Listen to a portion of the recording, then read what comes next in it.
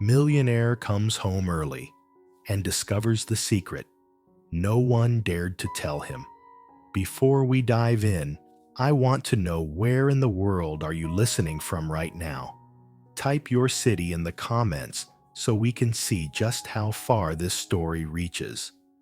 And when we get to the end, I dare you to rate it from 0 to 10, because this one just might break your heart. Now, lean in and let the story begin. The heavy oak door creaked open on a cold autumn evening, and in that single moment, the world of one of the most powerful men alive quietly collapsed. There on the polished marble floor, a young woman knelt with a damp rag in her hand. Beside her stood a little boy, trembling on his purple crutches, counting softly with every shaky breath. 1, 2, 3. Ethan's blue eyes burned with determination. Sweat trickled down his forehead, yet his smile glowed brighter than the chandelier above. And Alexander Hayes, the man the world called the cold billionaire, stood frozen. For the first time in years, he couldn't breathe, because his heart had just been pierced awake. Do you believe a single fragile moment can change the course of a CEO's life? Stay with me, because what you're about to hear will move you to tears, and it won't let you go. High above the city, on the 52nd floor of a gleaming glass tower, Alexander Hayes, 45 years old, a titan of technology, stared at a wall of glowing data. Hundreds of numbers, thousands of decisions and empire in his grasp. And yet his heart felt emptier than the penthouse that waited for him every night. It had been 3 years since his wife passed away. To bury his grief, Alexander buried himself in spreadsheets and board meetings. The world called him the Ice King, a man who had forgotten how to smile. But behind the doors of his mansion, a 5-year-old boy named Ethan still waited each night. A boy with fragile legs and purple crutches, still longing for his father's arms. And in the silence of that house, only one face truly listened: Sophia Ramirez, 28, a quiet presence who moved like a shadow. Yet somehow, she was the only one who could make Ethan laugh. Imagine this: a man who owned the city skyline itself, yet somehow lost the most precious treasure waiting in his own home. Chapter 1. The door opens. The heart follows. Autumn lay over the grand foyer like a thin veil of cold. The last golden light slid through the tall windows, stretching into long bands across marble polished enough to mirror the pale sky. The mahogany door eased open, quiet but weighty, and the Italian leather shoes of Alexander Hayes halted on the very first step. The scent of wax and a whisper of lemon hung in the air. No voices, only a small breathy count that seemed to tap straight against the heart. 1, 2, 3. In the center of the room, a young woman knelt, hands flushed red from water, a damp rag drawing a bright path across the floor. Beside her, a little boy stood tall on purple crutches, his knees trembling like thin leaves in wind. Ethan's blue eyes stayed locked on a fixed point ahead. At the corner of his lashes, a bead of sweat shimmered, ready to fall. 4, 5, 6. Breathe, little warrior. 7. Sophia's voice was as soft as a warm towel, counting slow and steady each number, a quiet, anchoring breath. She leaned just enough to catch him if he tipped, but didn't touch Faith, set right against the edge of a fall. Alexander stood there, cufflinks catching the last light the whole world he'd ridden down from the 52nd floor elevator, fading like smoke. The faint click of his shoes startled Ethan. The boy swayed. Before his brain could name the impulse, Alexander stepped forward, his hand closing around his son's shoulder. The small, shaking heat of Ethan's body pressed into his palm, like the prick of a needle through years of layered ice. Dad. Ethan looked up, half joy, half worry. I can stand by myself. The moment caught in amber, a crooked purple dinosaur sticker on the crutch, its edge worn thin. Alexander remembered promising to buy more on a night long ago, then letting the promise drown under meetings and reports. A tiny vow, orphaned in a house too big. Sophia set the rag aside and sprang to her feet, drying her hands on her apron. I'm sorry, Mr. Hayes. I only practiced with him after I finished cleaning. He wanted to hold his balance a little longer today. Alexander's swallowed eyes fixed on that round face, trying hard to be brave. Longer. How long? Ethan drew a quick breath, then smiled like sunlight breaking glass. Almost 5 minutes. I count the way Tia Sophia taught me. 1 breath. 1 victory. 5 minutes hit the marble like a coin, soft but ringing in his chest. 5 minutes longer than any call. He'd lingered at home for longer than the hugs that had blurred into memory. His hand still rested on that small shoulder. The thin ridge of bone warmed under his skin.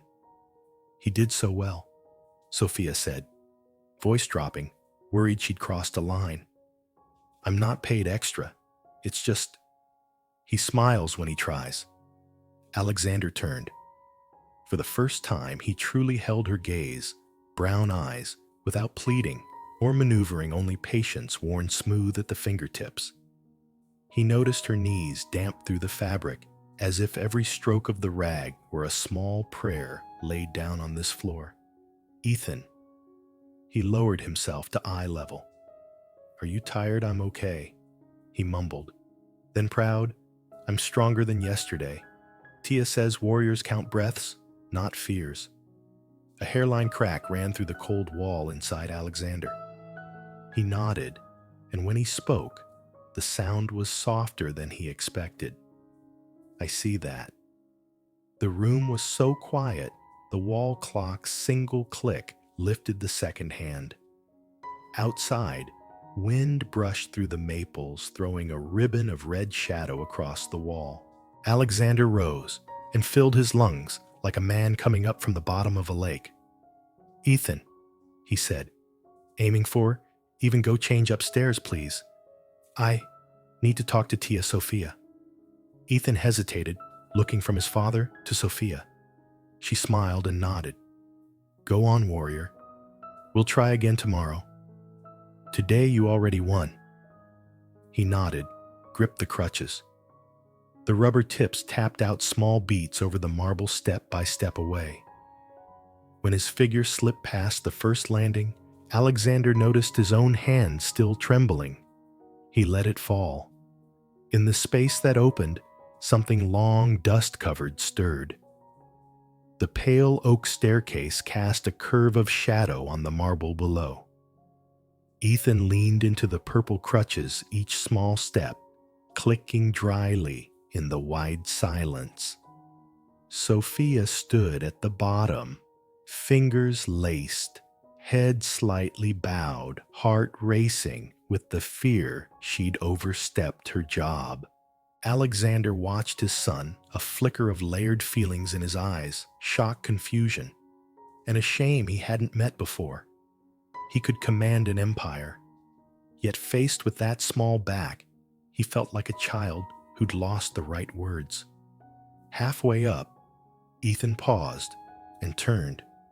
The chandelier caught in his bright blue eyes. Dad, his voice wavered. You're not going to fire Tia Sophia, are you? Alexander flinched. Why would you think that? Because... Ethan swallowed and tightened his grip when Mom was here. She used to send the maids away when they did things different from what she liked. I'm scared you will too. I need Tia. She's my friend. The innocent blade slipped clean between Alexander's ribs. He climbed a few steps, sat so they were eye to eye. He slowed his breath, as if one gust too strong might shatter the fragile truth between them. "Ethan," he said carefully, "you like Sophia that much. I don't just like her." His eyes glistened, but shone. "She's my best friend. She listens. She plays. She never hurries me. She believes that one day I'll walk like the other kids. A friend stays. And you, Dad, you're important, but you're not like a friend. You're busy. You're gone a lot." Silence fell. Sophia heard every word. Her hands trembled at the apron's hem. Alexander went still. He'd heard 1,000 reports and 1,000,000 opinions, but nothing had ever stripped him bare like this.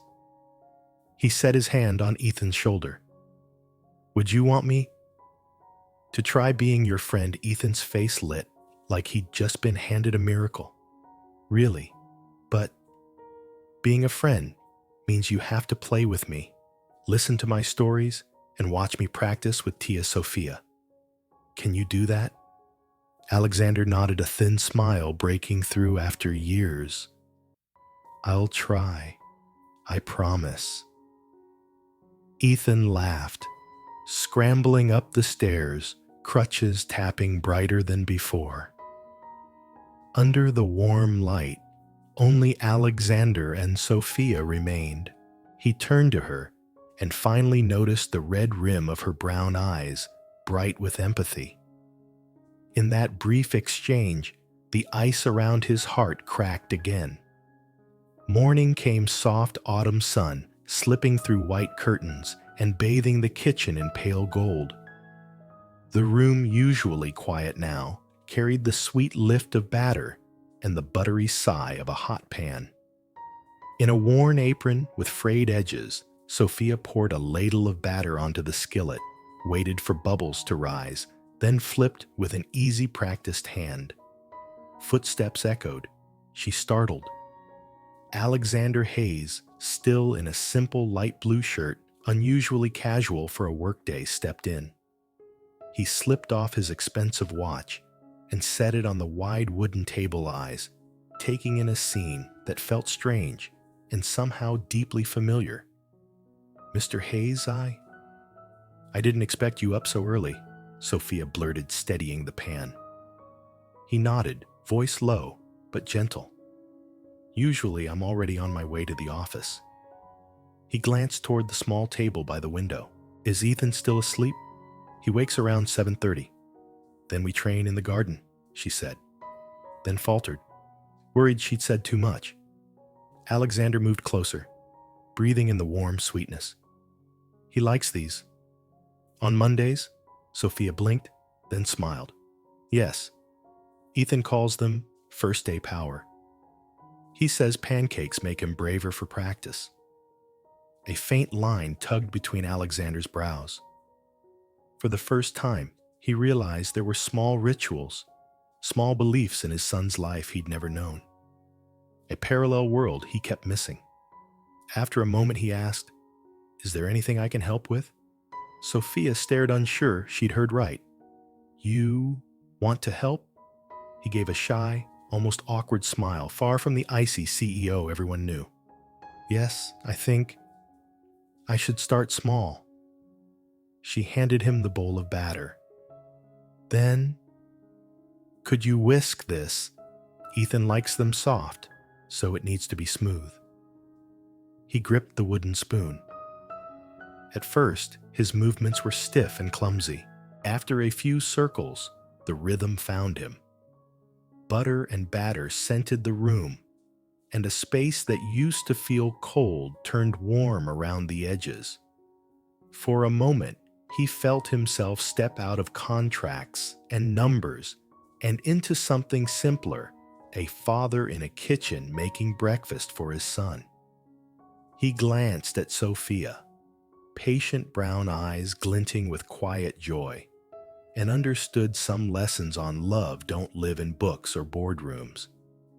They happen between the smell of browning butter and a little boy's laughter about to round the doorway. At 8 o'clock, sharp sunlight threaded through the maples and poured gold across the back garden. Leaves loosened and fell rustling into a red-orange carpet like a secret ceremony. The garden wasn't empty anymore. Today, there were three: a father, a young woman, and a boy with purple crutches. Sophia spread a green mat on the soft grass, careful and sure. Ethan settled in hair, a tousled halo, under the morning light eyes sparkling. "Dad, watch me today." He burst out, the kind of joy that blooms when the most important audience finally shows up. Alexander nodded, heart tightening around the two small words, "watch me." In all these years, he hadn't made a single morning like this. Now sitting in a wooden chair beneath the eaves, he saw his son's eyes shine, as if gifted a private miracle. "Let's warm up, warrior." Sophia smiled, sunlight gentle in her gaze.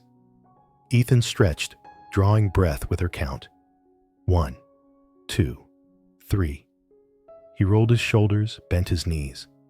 Alexander swallowed. Every simple motion was a little battle. Sweat slipped down Ethan's cheek, but his mouth held its stubborn line. Then Sophia eased him upright and set the crutches aside. "Let's try standing. Today's goal, 30 seconds. Ethan inhaled, chest rising fast. He stood, legs quivering like two green shoots in wind. Sophia crouched, not blinking, voice a tether. 10, 15. Alexander held his breath. He saw his son's hands tremble, but the boy's blue eyes sought his. "Dad, can I do it?" His throat tightened. "You can. I believe in you." 25, 26. Sophia kept counting. "Look." Dad, Ethan gasped, joy and fear tangled. "I'm standing. I see you." "You're amazing." Alexander said, eyes shining. 29, 30. The moment Sophia finished, Ethan's knees buckled and he tilted forward. Alexander lurched, but Sophia caught him first. Ethan burst into giggles, breath ragged, eyes bright. "I did it all 30 seconds. Alexander stepped in and pulled him close, saying words he'd never used on the trading floor. "I'm proud of you." Sophia turned away, hiding eyes gone glassy. She knew this wasn't only physical therapy. This was the first tug on a sleeping father's heart. A cool breeze lifted the smell of damp earth and new grass. After the standing victory, Ethan's cheeks flushed sweat, dampening his small forehead. But his eyes still burned. Sophia sat and dabbed his temples, whispering, "Little warrior, want to try one more challenge?" Ethan looked up, sky blue and full of hope.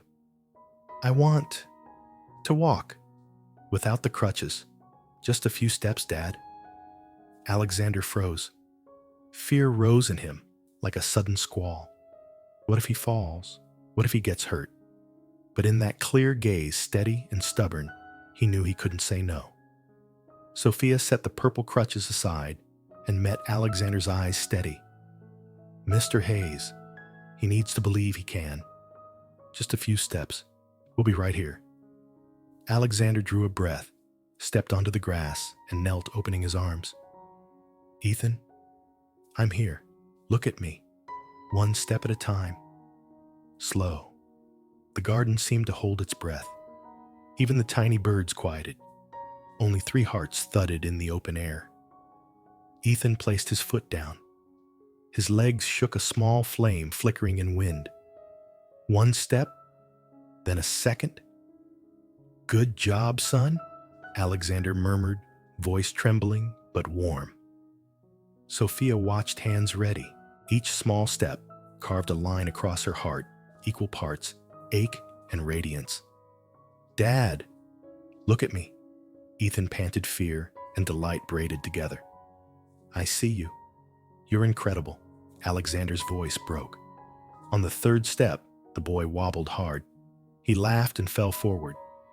In a flash, Alexander swept him into his arms. The little body trembled against him, alive and blazing. I walked. Dad, Ethan laughed, tears bright, but not from pain. I really walked. Alexander held him tight, eyes blurring. The billion-dollar deals had never moved him to tears, but these 3 shaking steps cracked the last of the ice. Sophia lifted a hand to her mouth, tears sliding quiet down her cheeks. In her eyes, he was more than a little warrior. He was the miracle of a family finding its way back. The wind kept stirring. Leaves fell around them like petals. And there in the middle of the garden, a father who thought he'd lost it, a young woman who'd planted hope, and a boy taking the first steps of his life made a moment that would not fade. Chapter 2. A child's honest words. The crystal chandelier scattered warm shards of light over the curved oak staircase. Ethan's purple crutches tapped a steady beat against each step. Thunk, thunk. A small rhythm echoing through a house far too large. The hallway above opened wide and emptied its walls lined with black and white frames, contract signings, glass towers, cold handshakes. Among all those gleaming accolades, there was only one family photo, Amelia cradling newborn Ethan Alexander, standing behind them like a silent guardian. Sophia paused at the foot of the stairs, fingers intertwined at her apron, brown eyes lifted to follow him. Alexander stood beside her, and in this moment, he felt stripped of his CEO sheen. Just a father, searching hard for the right words. His breath weighed heavy like a suit jacket slung over his shoulder. Ethan slowed at the landing and looked back. The light swept across his blue eyes, clear steady. Dad. He hesitated, small fingers tightening on the crutch handle. You won't tell Tia Sophia to leave, will you? Alexander stopped short. Why would you think that? The boy swallowed, voice dropping. Before, when someone did things different from how Mom liked, she'd let them go. I'm scared. If I practice wrong, if Tia does it different, you'll be upset. I need Tia. She's my friend. A single second went still enough to hear the clock click its hand forward. Sophia shivered. Alexander glanced at the lone family photo, then back at his son. In his mind, early departures and late returns, silent lunch boxes, growing cold, all folded into one question. Where was I during his childhood? He climbed a few steps and knelt eye level with Ethan. The warmth of sweat-damp hair brushed his hand. Ethan, you like Tia Sophia very much, not just like. He shook his head, tousled blonde hair quivering. Tia listens to me, plays with me, never hurries. She believes I'll walk like the other kids. A friend stays. And you, your dad. You're important, but you're gone a lot. The words slid into Alexander's chest like a thin blade, quiet but cutting deep. He'd heard thousands of critiques and praises. None had ever left him so unmoored. Below, Sophia's eyes shimmered. She didn't speak afraid to break something sacred. Alexander swallowed, voice rough. Then, if I wanted to be your friend, would that be okay? Ethan's eyes lit joy, flickering with doubt. Really? But being a friend means you have to be here, listen to my stories. Watch me practice with Tia. Promise. And then stay. Alexander looked at the sticker's frayed purple dinosaur corner on the crutch. He nodded, a new tightness, like mist in his throat. I promise. I will stay. Ethan smiled, warm enough to heat the long corridor. He turned and climbed on. Thunk, thunk. The crutch's rhythm, suddenly light like the house itself, was whispering applause. Alexander rose slowly. The wall of awards felt strangely distant. Only the family photo pulled him back to where he belonged. At the bottom of the stairs, Sophia bowed her head, as if she had just witnessed a silent but binding vow. The hallway glowed with soft amber. Ethan's small back slipped beyond his bedroom door, leaving a hush filled only with wind breathing at the window panes. Alexander stayed there, hand on the banister, his heart churned by every word his son had spoken. Sophia took one tentative step up. "Mr. Hayes." Her voice trembled, afraid to shatter the heavy quiet. "If I made him say those things, please forgive me. I never meant to shake the bond between you and your son." Alexander turned conflict in his eyes. "No, you didn't make him say it. It's the truth. A truth I've ignored for too long." Sophia lowered her gaze, thumb tracing the damp edge of her apron. "Ethan is very lonely, sir. He needs his father more than anyone. I only stay beside him when he wants to talk, or when he cries because it hurts. But the safest arms can only be yours." The sentence drilled straight into a hidden place. He remembered years of leaving before dawn and returning after midnight, letting his son's laughter fade down empty halls. He had believed wealth, good schools, and the best doctors were enough. But what Ethan needed was a friend. He exhaled, voice catching. "I was wrong. I used work as an excuse to avoid my own grief. I forgot that my son is grieving too." Sophia lifted her eyes. Pain lived there, but so did gentleness. "It's never too late to begin again, Mr. Hayes. Today, just sitting to watch him practice made him brighter than I've ever seen. A single look from you can become the strength that carries him one more second, one more minute." Alexander held her gaze as if seeing her clearly. For the first time, not a quiet maid polishing floors, but a steady heart that listened and filled the space he'd left in his boy. "Thank you," he said, voice gone hoarse. "Not only for being there for Ethan, but for reminding me of what I forgot to be present." Sophia pressed her lips together and nodded. In that instant, the corridor wasn't cold anymore. It became the place where a powerful CEO bowed to truth, and an ordinary woman handed him a simple faith that love is enough to start again. Night draped the Upper East Side mansion. City lights poured through the tall panes like silver rivers. Alexander's study on the second floor still burned bright papers, contracts, a laptop waiting with quarterly reports. But the man, once fluent in numbers and charts, couldn't focus. He sat with his tie undone, 2 buttons loosened. The screen flickered, but his mind replayed the hallway, his son's strangled whisper. "You're important, but a friend is the one who stays."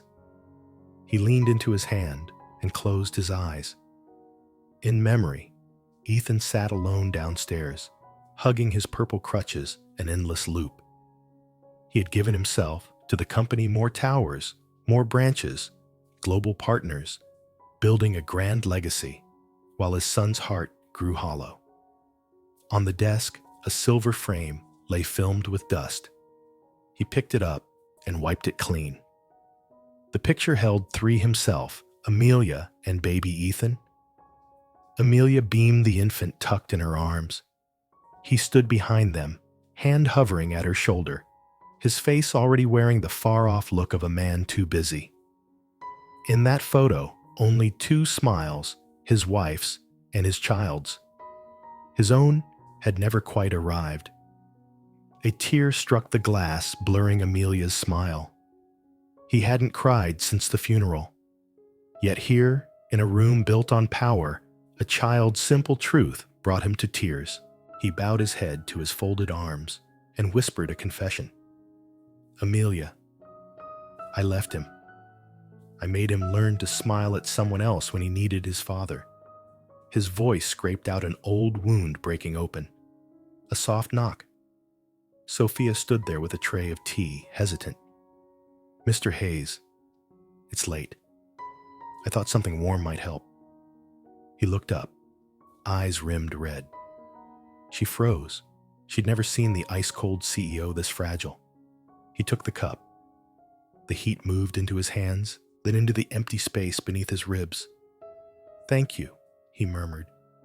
"I forgot I need to learn how to be my son's friend."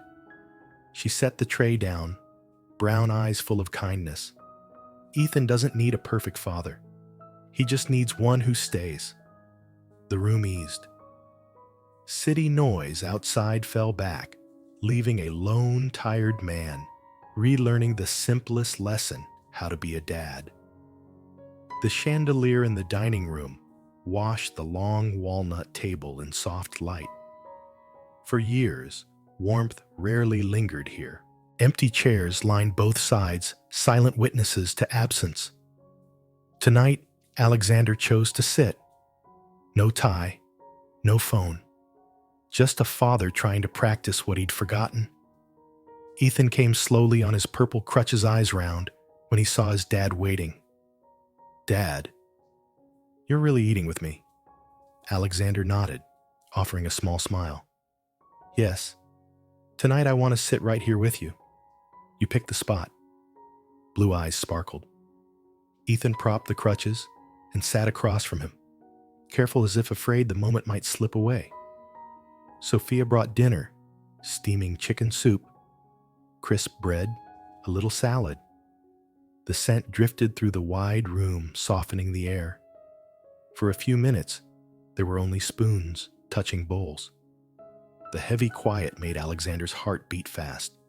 He looked at his son, carefully, tearing bread into small pieces, slight shoulders trembling with nerves. "Ethan," he said low, "do you like this?" The boy glanced up, startled, then shyly smiled. "Yes. Tia Sophia makes it best. You've never tried it, have you?" Alexander paused. The truth was, he never had. He'd never sat to taste anything Sophia cooked for his son. He swallowed the shame and nodded. "No. But tonight, I will."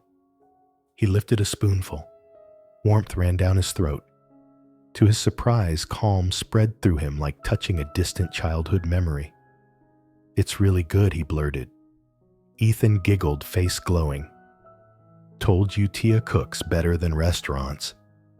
Sophia flushed and dipped her head. Alexander looked at her, not as an employer, to an employee now, but with gratitude, respect, and something he couldn't yet name. Ethan rested his chin on his hand and whispered, "I wish Mom were here." The words were light as a breeze, and they knocked out the last defense in Alexander's chest. He gripped the spoon, his hand trembled, eyes clouding. He answered softly, voice raw, "I know. And I promise, from now on, you won't eat dinner alone." In that moment, a meal that had felt full of emptiness became a vow. Not perfect, not complete, but the start of a family learning how to piece itself back together. The house settled into quiet. After dinner, Sophia helped Ethan upstairs, leaving the room scented with soup and warm bread. At 9 o'clock, Alexander stepped into the hall. Sconce lights brushed the walls with mild gold, reflecting oil paintings he realized he'd never truly seen.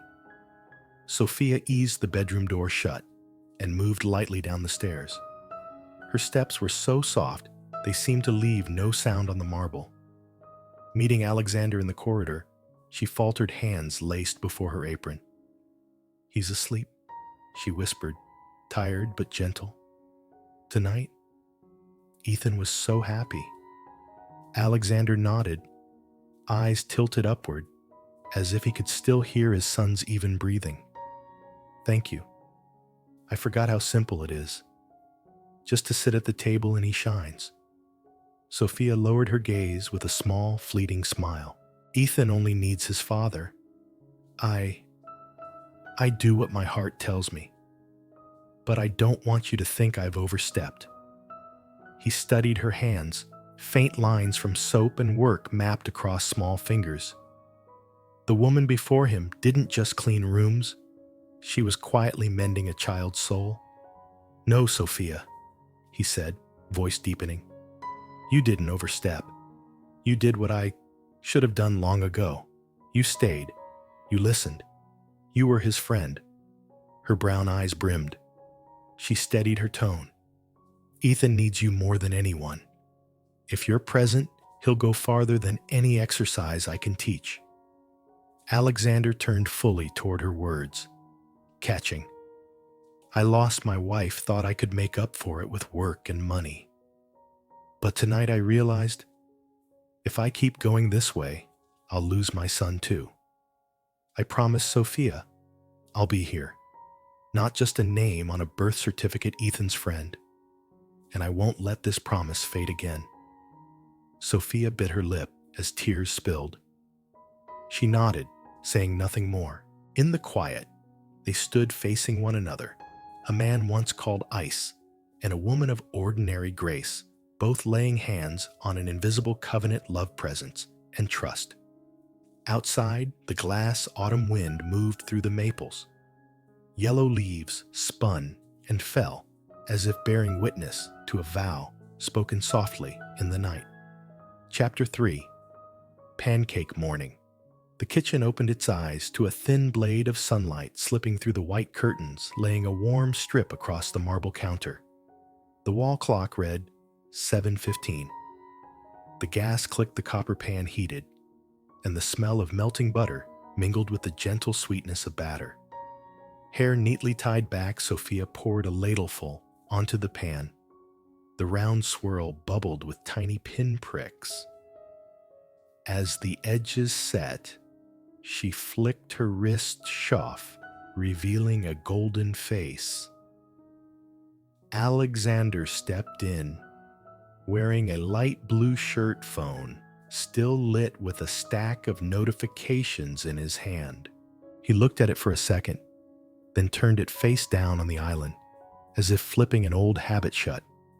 Good morning, he said, voice low, steady, like walking into a high-stakes meeting. Only his heart was beating faster. Sophia startled, then smiled. Good morning, Mr. Hayes. Ethan's sleeping 10 more minutes. Mondays. He always says he needs pancakes to start the week. Alexander scanned the kitchen, steel and glass lines from a luxury brand, everything perfect. Except one detail he'd never noticed: a handmade paper calendar stuck to the fridge. Every Monday square had a loose gold star sticker with a clumsy crayon note in the corner. Pancakes to Tristers, brave. Below each square, a small line read, Dad eats with me. All the boxes were blank. Something dropped inside him. Along the fridge's side sat a porcelain dish with spare stars. He reached for one hand, slightly shaking.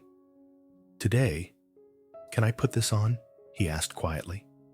Sophia paused, her brown eyes softening. Yes, of course. The gold star pressed into this Monday's square. It made the faintest crackle, but it stamped itself into his chest. For the first time, a box wasn't empty. When did this Monday habit start? Alexander asked, unconsciously rolling his sleeves. After one of Ethan's checkups, he was so down, Sophia said gently. I thought, each week should have something to look forward to. When I was little, my brother Carlos was the same.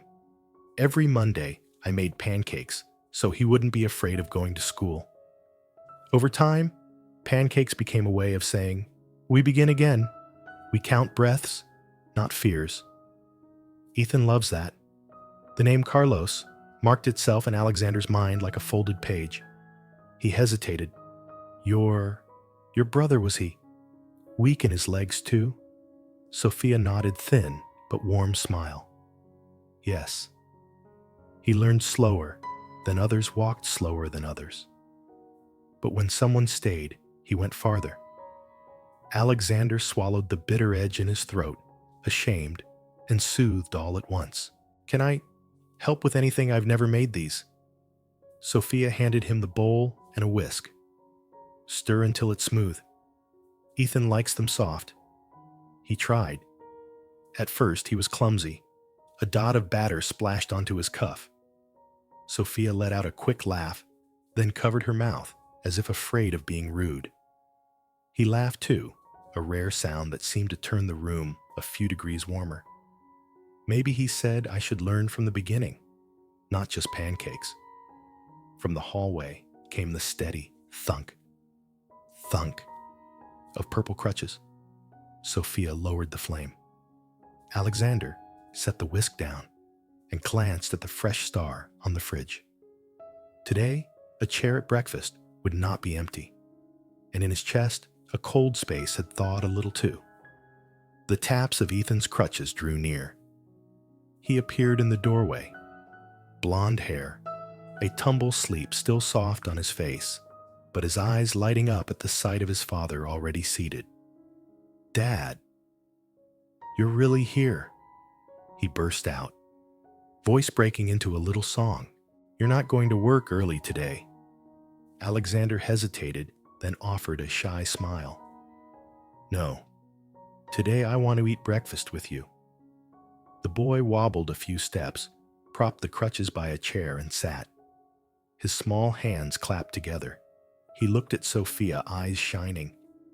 "Tia, I told you today would be special." Dad stayed. Sophia set down a plate of fresh pancakes. Butter and vanilla drifted through the room, turning a cold space into the kind of morning a family remembers. Ethan slid his fork into the golden stack, dabbed on honey, took a bite, and grinned. "These are warrior pancakes, Dad. One bite, and you're brave all day." Alexander cut a piece. The soft sweetness spread out, simple, strangely warming. He swallowed slowly, then said under his breath, "Delicious. I've never had anything quite like this." Ethan laughed, then cocked his head, curious. "Did you know Tia invented this? She told me about Uncle Carlos." "Do you know Uncle Carlos, Dad?" Alexander glanced at Sophia. She faltered, then seeing his puzzled look, exhaled and nodded. "My brother," she began, voice small and measured.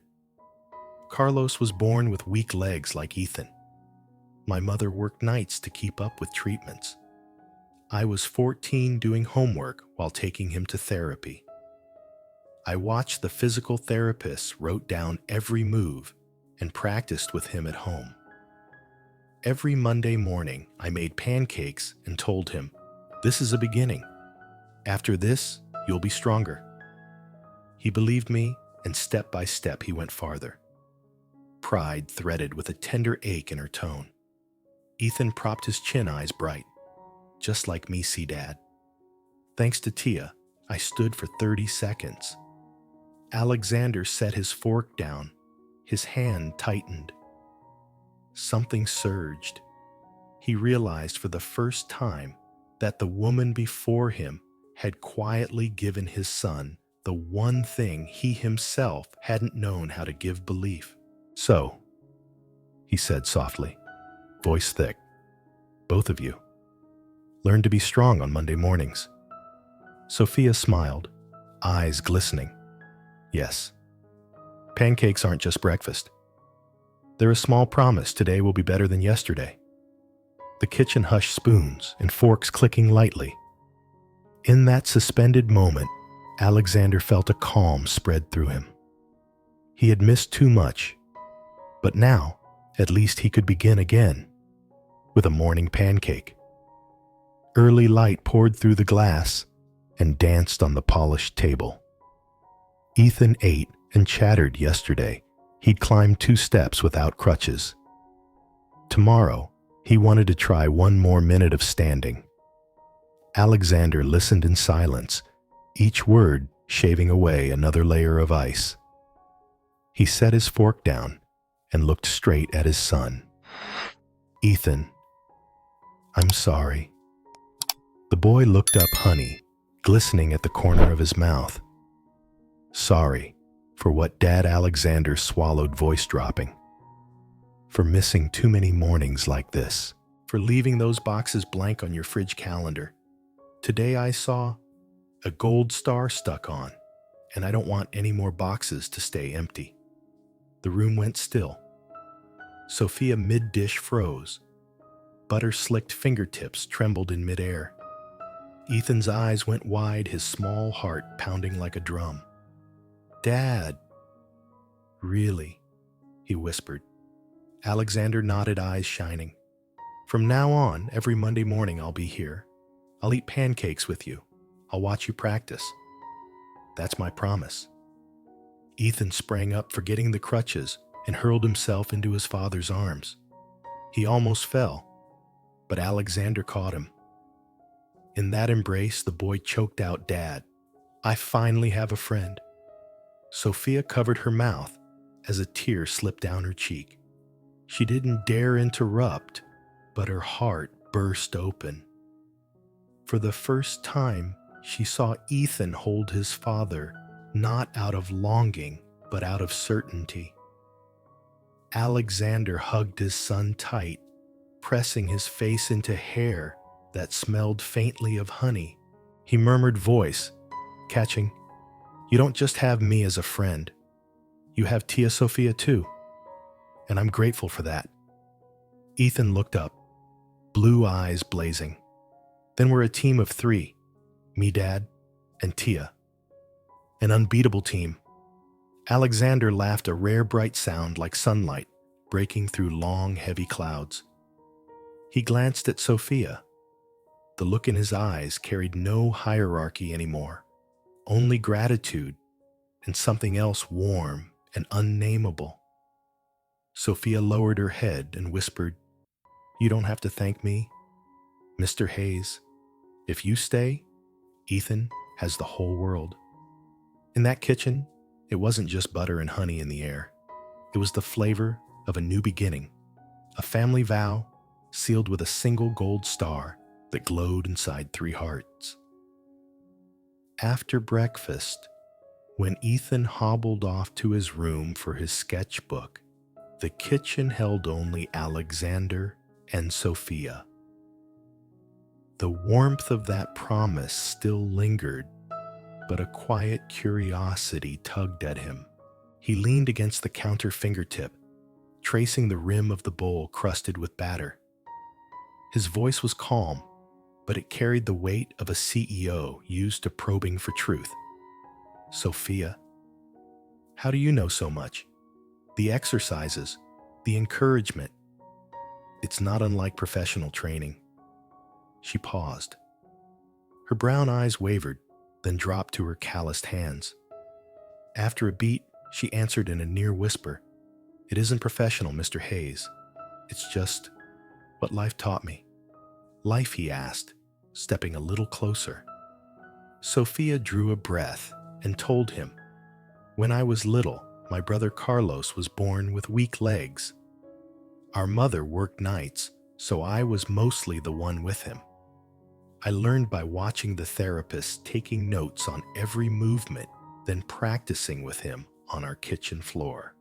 Sometimes, Carlos screamed from the pain. All I could do was sit beside him and tell silly stories until he laughed and forgot a little. We had no money for private schools or fancy centers, just a small kitchen, a tiled floor, and a fragile faith that each day he'd be a bit stronger." Her voice softened. "Even now, Carlos can't run like other people, but he learned not to give up. I think that's all I can give Ethan, a friend who won't give up." Alexander went still. In his mind, he saw her as a teenager, one hand on a textbook, the other coaxing her brother forward on a scuffed tile floor. No broad garden, no expensive machines, only love and patience. Sophia smiled faintly, a sweetness edged with ache. "Maybe that's why I never dreamed much for myself. I only thought about my mother and Carlos. They needed me to work, not to dream far. Alexander studied her for a long moment. The old frost in his gaze had melted, replaced by deep respect. You sacrificed so much, and still had enough left to bring my son a smile. She lowered her head, cheeks warming, eyes bright. Ethan deserves it. His heart is too big for such a small body. I just don't want that heart to wither from loneliness. In the quiet that followed, Alexander felt a part of his own soul reflected in Sophia's story. For the first time, he asked himself, what gives a life its real worth? Not power, not wealth, but the ability to stay when it's hardest. Ethan's uneven steps sounded down the hall again. He burst in, clutching his sketchbook. Dad, Tia, look. I drew our team. On the page in wobbly crayon lines, 3 figures stood side by side, a tall man in a blue suit, a woman with her hair tied back, and between them, a boy with purple crutches smiling wide. Above, in big crooked letters, Dream Team. Alexander stared at the drawing, his chest tightening. In all the billion-dollar deals, he'd never felt value this real. His finger trembled as he touched the page. Then a rare, radiant smile broke.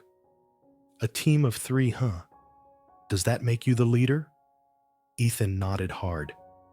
I'm the little warrior. Tia is the coach. You're the superhero. Nobody can beat us. Sophia laughed softly, but tears shimmered at her lashes. Alexander noticed, and his heart tipped. He lifted his gaze to her and said slowly, Thank you, Sophia. Not just for being with Ethan, but for tying this cord back together. She shook her head, voice unsteady. I didn't do anything grand. I just wanted Ethan to smile a little more. Ethan set the sketchbook on the table and pressed his small hand over both of theirs, his palm caught between 2 larger ones. Promise, both of you. Don't leave me. We stay a dream team? Always. Alexander bowed his head, vision blurring. He squeezed that tiny hand and did not let go of Sophia's. In that moment, wealth and class and roles fell away. There were only 3 people bound by a vow no document could ever certify. I promise, Alexander said, voice thick. Tia promises, Sophia whispered. Ethan beamed, as if he'd just signed the most sacred contract of his life. The vast, chilly kitchen of a $1 million mansion, filled with warmth, not from the oven, but from hearts learning to beat in time. Alexander leaned back in his chair and exhaled unburdened. For the first time in years, he didn't feel alone. It was as if somewhere Amelia was smiling witness to the moment. Sophia glanced over and met his eyes. No words were needed. Both understood from today on they were 2 pillars sharing a single hope to help a fragile boy take the strongest steps of his life. Chapter 4. Morning Garden. First exercises. Autumn sunlight poured gold across the back garden. Dew still clung to the blades of grass, glittering like tiny beads. Sophia spread a green mat over the soft lawn. Each movement practiced her careful hands, smoothing every fold until it lay just right. Alexander stood nearby, arms loosely crossed, but his eyes weren't cold the way they used to be.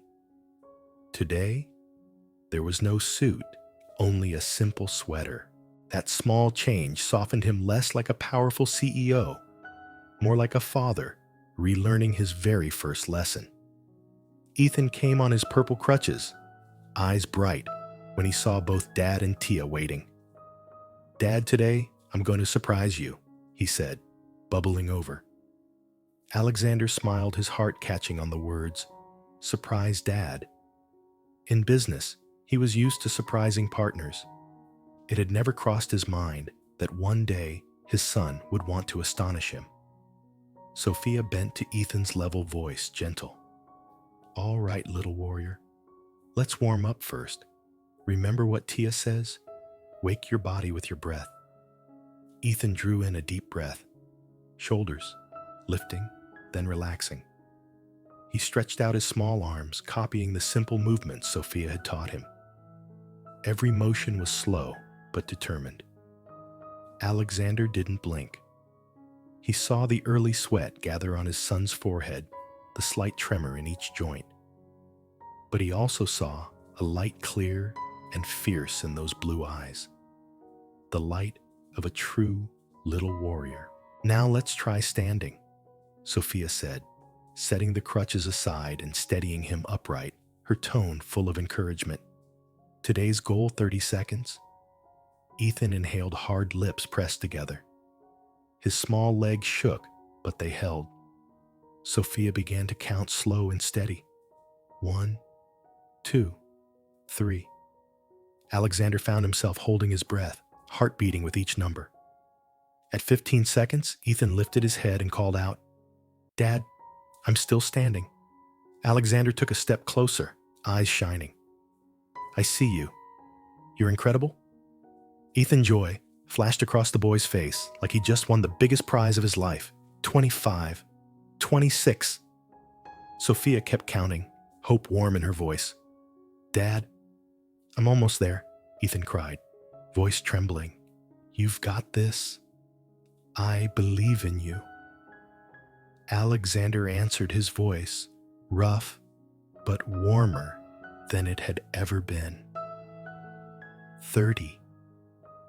Sophia finished, and right then the small legs wobbled. Before he could fall, Ethan burst into laughter and tipped into Sophia's arms. Alexander stepped forward, his gaze wrapping around both of them with pride.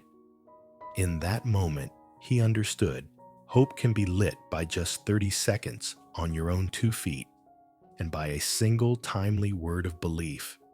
While Sophia eased Ethan back onto the mat, Alexander stood still for a few extra seconds, his hand curling into a fist as if to steady the shake in his chest. Before his eyes, the image of his son holding steady for 30 seconds flared like a miracle. No report, no billion-dollar deal had ever taken his breath like this. Ethan panted, sweaty hair plastered to his forehead, but his eyes still sparkled. "Dad, did I do good?" Alexander dropped to his knees beside him, voice hoarse. "Not good. Extraordinary. I've never been prouder." The feeling struck deep as Ethan flung himself into his arms, his small body trembling with excitement. "Then, you'll watch me practice again next time." Alexander didn't hesitate. "I'll be here. Not just next time, every time." Sophia sat nearby, one hand pinning the mat so it wouldn't lift in the breeze. Her heart tightened at the sight. For months she'd watched Ethan practice alone, had heard him whisper, "I wish Dad could see." Today that wish had come true. Alexander looked up and met Sophia's brown eyes. He saw gentleness there, like a quiet thread, tugging his heart back to where it belonged.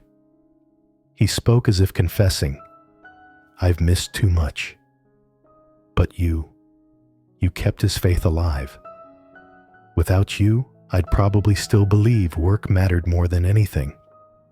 Sophia startled and shook her head quickly. "I'm only doing what anyone who loves him would do, Mr. Hayes.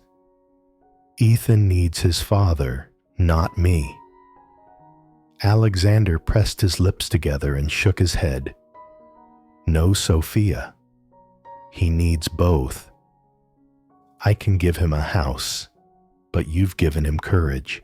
And today, I learned that being present matters more than anything." The words made Sophia waver. She lowered her gaze, not wanting him to see the shine on her lashes. Inside her, something rose warm and a little frightening. Ethan grabbed both their hands, voice breaking with joy. Then from now on, we practice together, me, Dad, and Tia.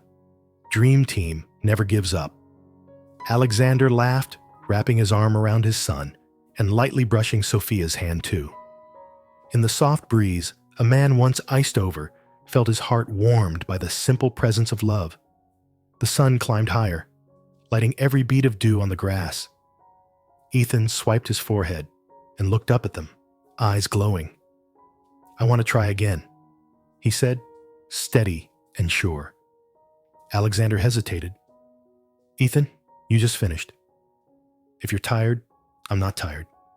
Ethan cut in gaze, so intent that Alexander fell quiet. "This time, I want to stand longer." Sophia laid a light hand on his shoulder and smiled. "If you're ready, I'll count. But remember, little warrior, you don't have to conquer the world. Just be stronger than the you from yesterday." Ethan nodded. His legs trembled, but his eyes held. Sophia lifted him, set the crutches aside. The garden stilled. Only birds chattered softly in the trees. "Begin," Sophia whispered. 1, 2. Alexander stood right in front of him this time, not with folded arms but bent low so they were eye to eye. He smiled, voice trembling but clear. "I'm here. Look at me. Let's count together." "Dad, let's go to 30. Ethan said, breath hitching but resolute. They counted together 10, 11, 12. At 15, Ethan's legs shook hard. Alexander's hand hovered ready, but not touching. "You can do this, Ethan. You're stronger than I ever imagined." "I want to make 40. Ethan gasped. "All right, just one more second, and then one more. I believe in you." Alexander urged, his voice breaking. 38, 39, 40. Sophia called, eyes shining. Right then, Ethan's knees gave out. Before he hit the ground, he laughed and fell into his father's arms.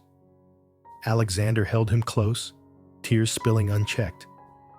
The tears he'd buried in boardrooms and long nights slid into sun-warmed hair. "Dad, are you crying?" Ethan blinked up, startled. Alexander nodded, smiling through it. "Yes, because I'm proud. Because you did what I once thought was impossible." Ethan's grin burst wide. He hugged his father's neck. "Then tomorrow I'll stand for 50 seconds. You promise you'll watch?" Alexander pulled him in.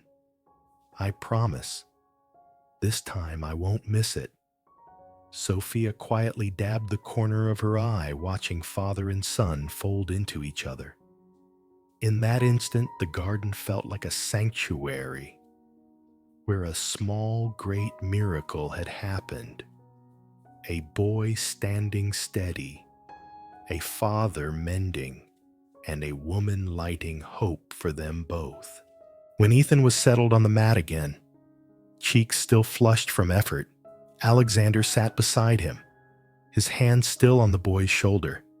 His eyes were no longer distant, but those of a father who had found the most precious thing he'd lost. Ethan panted, but his smile didn't fade. "Dad," he rasped, "I want you to practice with me. If you do it too, I'll try twice as hard." Alexander blinked. "Me? Practice with you?" "Yeah." Ethan nodded, blonde hair flying. "You stand like me, count with me. We'll be a warrior duo." Sophia laughed softly, encouragement warm in her gaze. "You don't have to be perfect, Mr. Hayes. Just let him see you, right there beside him." Alexander rose slowly. He slipped off his watch and set it on the grass, a small gesture, but it felt like setting down the CEO armor. He stepped onto the mat and stood beside his son. Ethan looked up, blue eyes gleaming. "All right," Alexander said, warmer than ever. "Let's try together." Sophia counted. 1, 2. Father and son breathed together, standing together. Ethan tilted. Alexander adjusted his stance, as if teaching but truly learning from his child. At 15, Ethan strained. "Dad, I'm about to fall." Alexander leaned closer. voice steady and strong. No, you won't. I'm here. If you waver, I'll take your hand. Ethan bit his lip, eyes wet but unwavering. Then I'll stand longer. 30. Sophia called, her eyes bright with joy. This time, Ethan stayed upright a few more seconds, held there by the simple fact of his father beside him. When at last he sagged, Alexander was already there, arms open. Ethan's laughter rang clean through the garden. Dad, you're my teammate now. Alexander hugged him tight, voice unsteady. Yes, and I always will be. No practice without me. Sophia watched them, pressing a hand to her chest to steady her racing heart. In the gentle wind, she saw a once cold garden become a stage washed in hope. In the bright sun, there was no icy CEO anymore, no lonely boy, only a father and son bound by trust, and a woman quietly bridging the distance between them. The light tilted, laying strands of gold across Ethan's hair, like fine tinsel. He lay on his side on the mat, breath-still ragged cheeks, pink with effort, but smile luminous. Alexander sat close, one hand on his back, the other smoothing sweat-damp hair. Dad, Ethan whispered, voice rough, but eyes shining. Tomorrow, I'll try for 50 seconds. Will you promise to watch again? The question was simple, but it reached into the deepest place. Will you really be here for me? Alexander clasped the small hand and squeezed. Not just tomorrow, Ethan. I promise on any day you practice, I'll be there. No matter the meeting, no matter the work, I choose you first. Ethan looked at him, eyes filling, and then he cried tears of happiness. He buried his face in his father's chest, words shaking. I've waited so long. I thought you'd never be here again.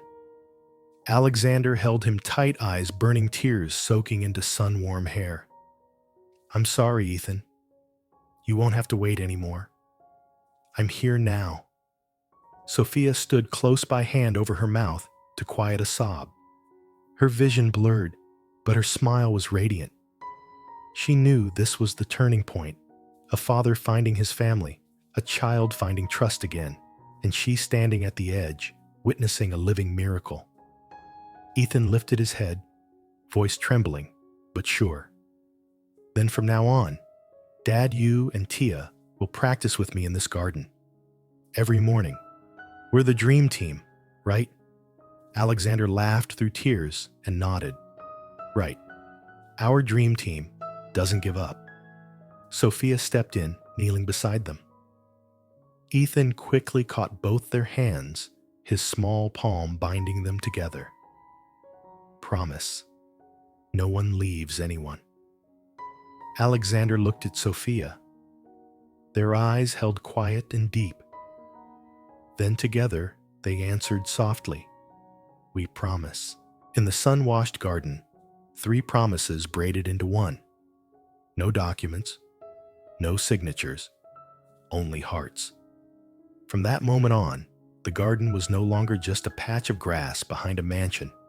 It was the place where a new family took root, where hope began to light each coming day.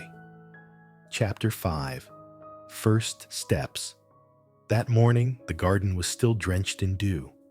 Early sunlight tiptoed through the maple canopy, laying thin beams across the green mat Sophia had just spread. The cool air brushed the skin, making every small sound sharper. Birds calling to each other, dry grass faintly crackling under a shoe, and the thunk, thunk of Ethan's purple crutches drawing near. Alexander was already waiting. Today he wore no watch, held no phone. He'd left them on the doorstep like a small rite of shedding. When Ethan appeared, blonde hair, musk cheeks pink, Alexander bent toward him with a smile. Good morning, little warrior. Dad, Ethan drew a deep breath. Eyes shining today. I want to try without the crutches. The words slipped out like a secret he'd hid for too long. Alexander hesitated. In a blink, fear surged visions of falling pain tears, but then came yesterday's image, 40 steady seconds laughter bursting in his arms. He looked to Sophia. She gave a small nod, voice firm and warm. We'll go step by step safely. Ethan, remember the rules. Eyes forward, chest open, even breaths. If you wobble, Dad and Tia are here. Ethan set his crutches at the mat's edge. He paused, then suddenly peeled the worn purple dinosaur sticker from the crutch and pressed it onto the back of Alexander's hand. This is my courage charm. Today you hold it for me, so I won't be scared. Alexander couldn't hide the sting in his eyes. A child's talisman, thin as paper, yet heavy as faith, passing from a small hand to a father relearning how to stay. He nodded. I'll keep it. And I'm here. Sophia sank to one knee before Ethan nudged his toes into place and whispered, think of a leaf on a branch. It trembles, but it doesn't fall. You're the same. She stepped half a pace back, hands open ready. Alexander moved to face his son, arms wide, voice low and warm. Look at me. One brave moment at a time. Ethan breathed in, breathed out. He lifted his fingers from the crutches, hands shaking, then laid the crutches in the grass. The world seemed to hold its breath. He stood small, frame taut, every muscle drawn, eyes fixed on Dad. 1, 2, 3 breaths. His legs trembled, but didn't give. Ethan murmured to himself, I can do it, because Dad is here. Alexander edged closer, still not touching his arms, a circle waiting. On the back of his hand, the goofy purple dinosaur seemed to turn into inked oath. Whenever you're ready, he said, voice soft and tight. I'm ready too. Ethan nodded barely. His blue eyes brightened as if the sun had just pushed through the thinnest clouds. He pressed down through his soul's body, tipping a hair forward, such a small movement, and yet a giant decision. Right at that threshold, Sophia drew a breath with him, and Alexander opened his arms wider. Everything paused on the edge of the first step. The bright garden went utterly still, as if the whole world were waiting for the one about to rise from a child's chest. That morning, the garden was still drenched in dew. Early sunlight tiptoed through the maple canopy, laying thin beams across the green mat Sophia had just spread. The cool air brushed the skin, making every small sound, sharper birds calling to each other, dry grass faintly crackling under a shoe, and the thunk, thunk of Ethan's purple crutches drawing near. Alexander was already waiting. Today, he wore no watch, held no phone. He'd left them on the doorstep like a small rite of shedding. When Ethan appeared, blonde hair, musk cheeks, pink, Alexander bent toward him with a smile. Good morning, little warrior. Dad? Ethan drew a deep breath, eyes shining. Today I want to try, without the crutches. The words slipped out like a secret he'd hid for too long. Alexander hesitated. In a blink, fear surged visions of falling pain tears, but then came yesterday's image, 40 steady seconds laughter bursting in his arms. He looked to Sophia. She gave a small nod, voice firm and warm. We'll go step by step safely. Ethan, remember the rules. Eyes forward, chest open, even breaths. If you wobble, Dad and Tia are here. Ethan set his crutches at the mat's edge. He paused, then suddenly peeled the worn purple dinosaur sticker from the crutch and pressed it onto the back of Alexander's hand. This is my courage charm. Today, you hold it for me, so I won't be scared. Alexander couldn't hide the sting in his eyes. A child's talisman, thin as paper, yet heavy as faith, passing from a small hand to a father relearning how to stay. He nodded. I'll keep it, and I'm here. Sophia sank to one knee before Ethan nudged his toes into place and whispered, think of a leaf on a branch. It trembles, but it doesn't fall. You're the same. She stepped half a pace back, hands open, ready. Alexander moved to face his son arms, wide voice low and warm. Look at me, one brave moment at a time. Ethan breathed in, breathed out. He lifted his fingers from the crutches, hands shaking, then laid the crutches in the grass. The world seemed to hold its breath.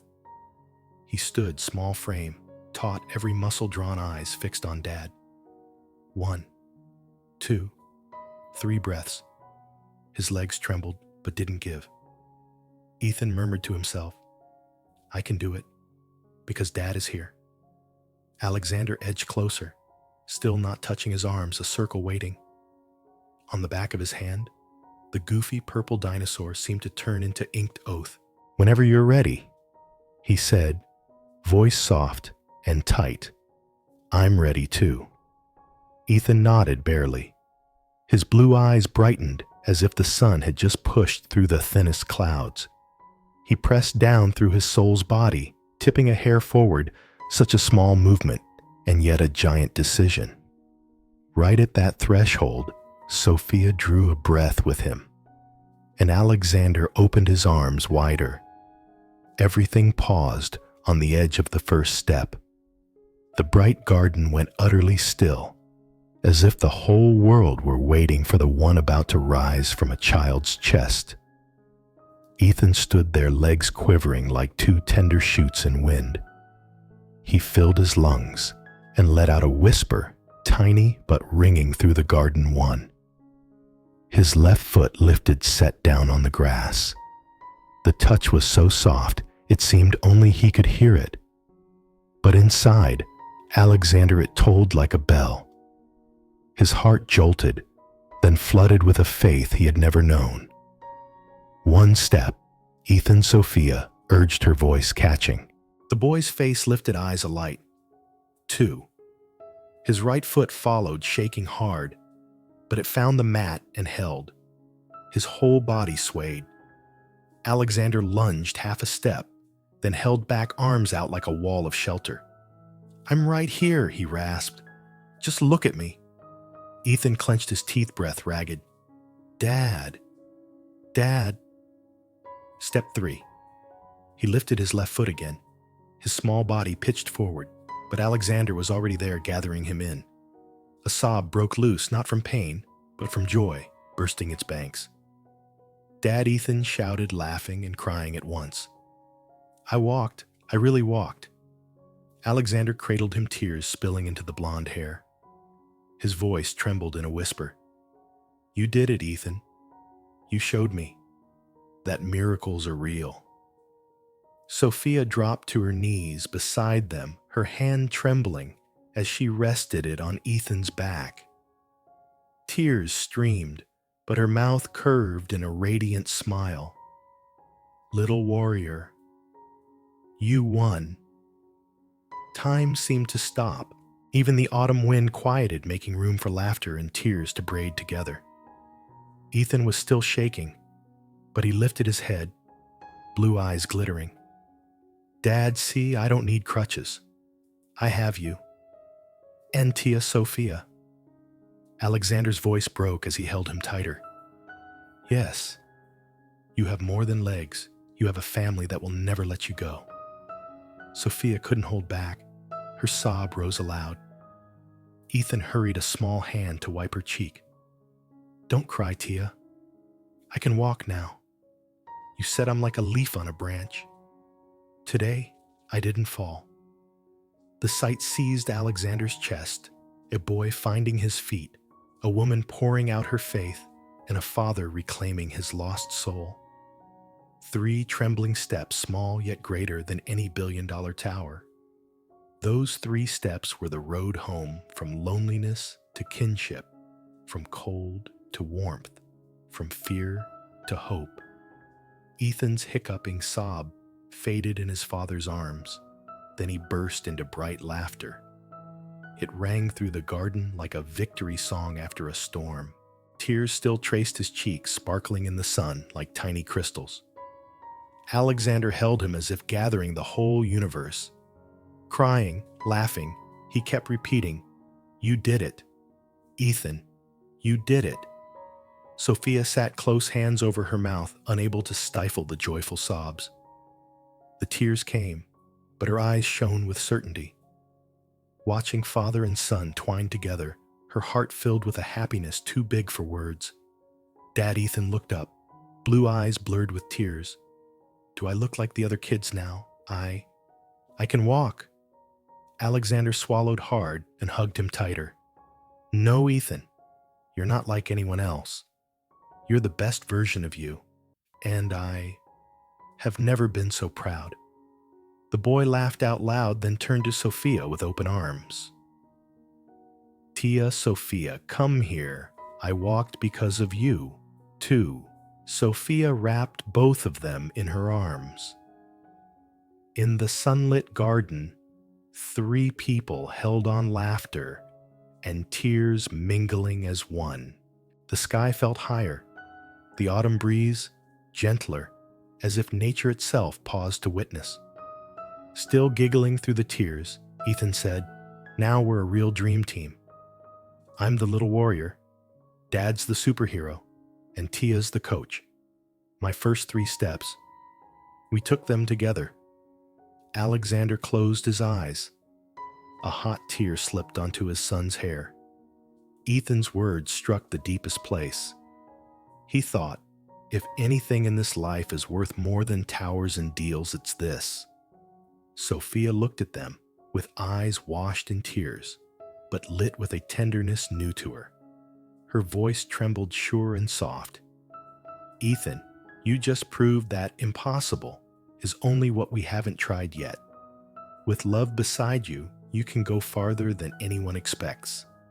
The garden filled with a music no one could separate.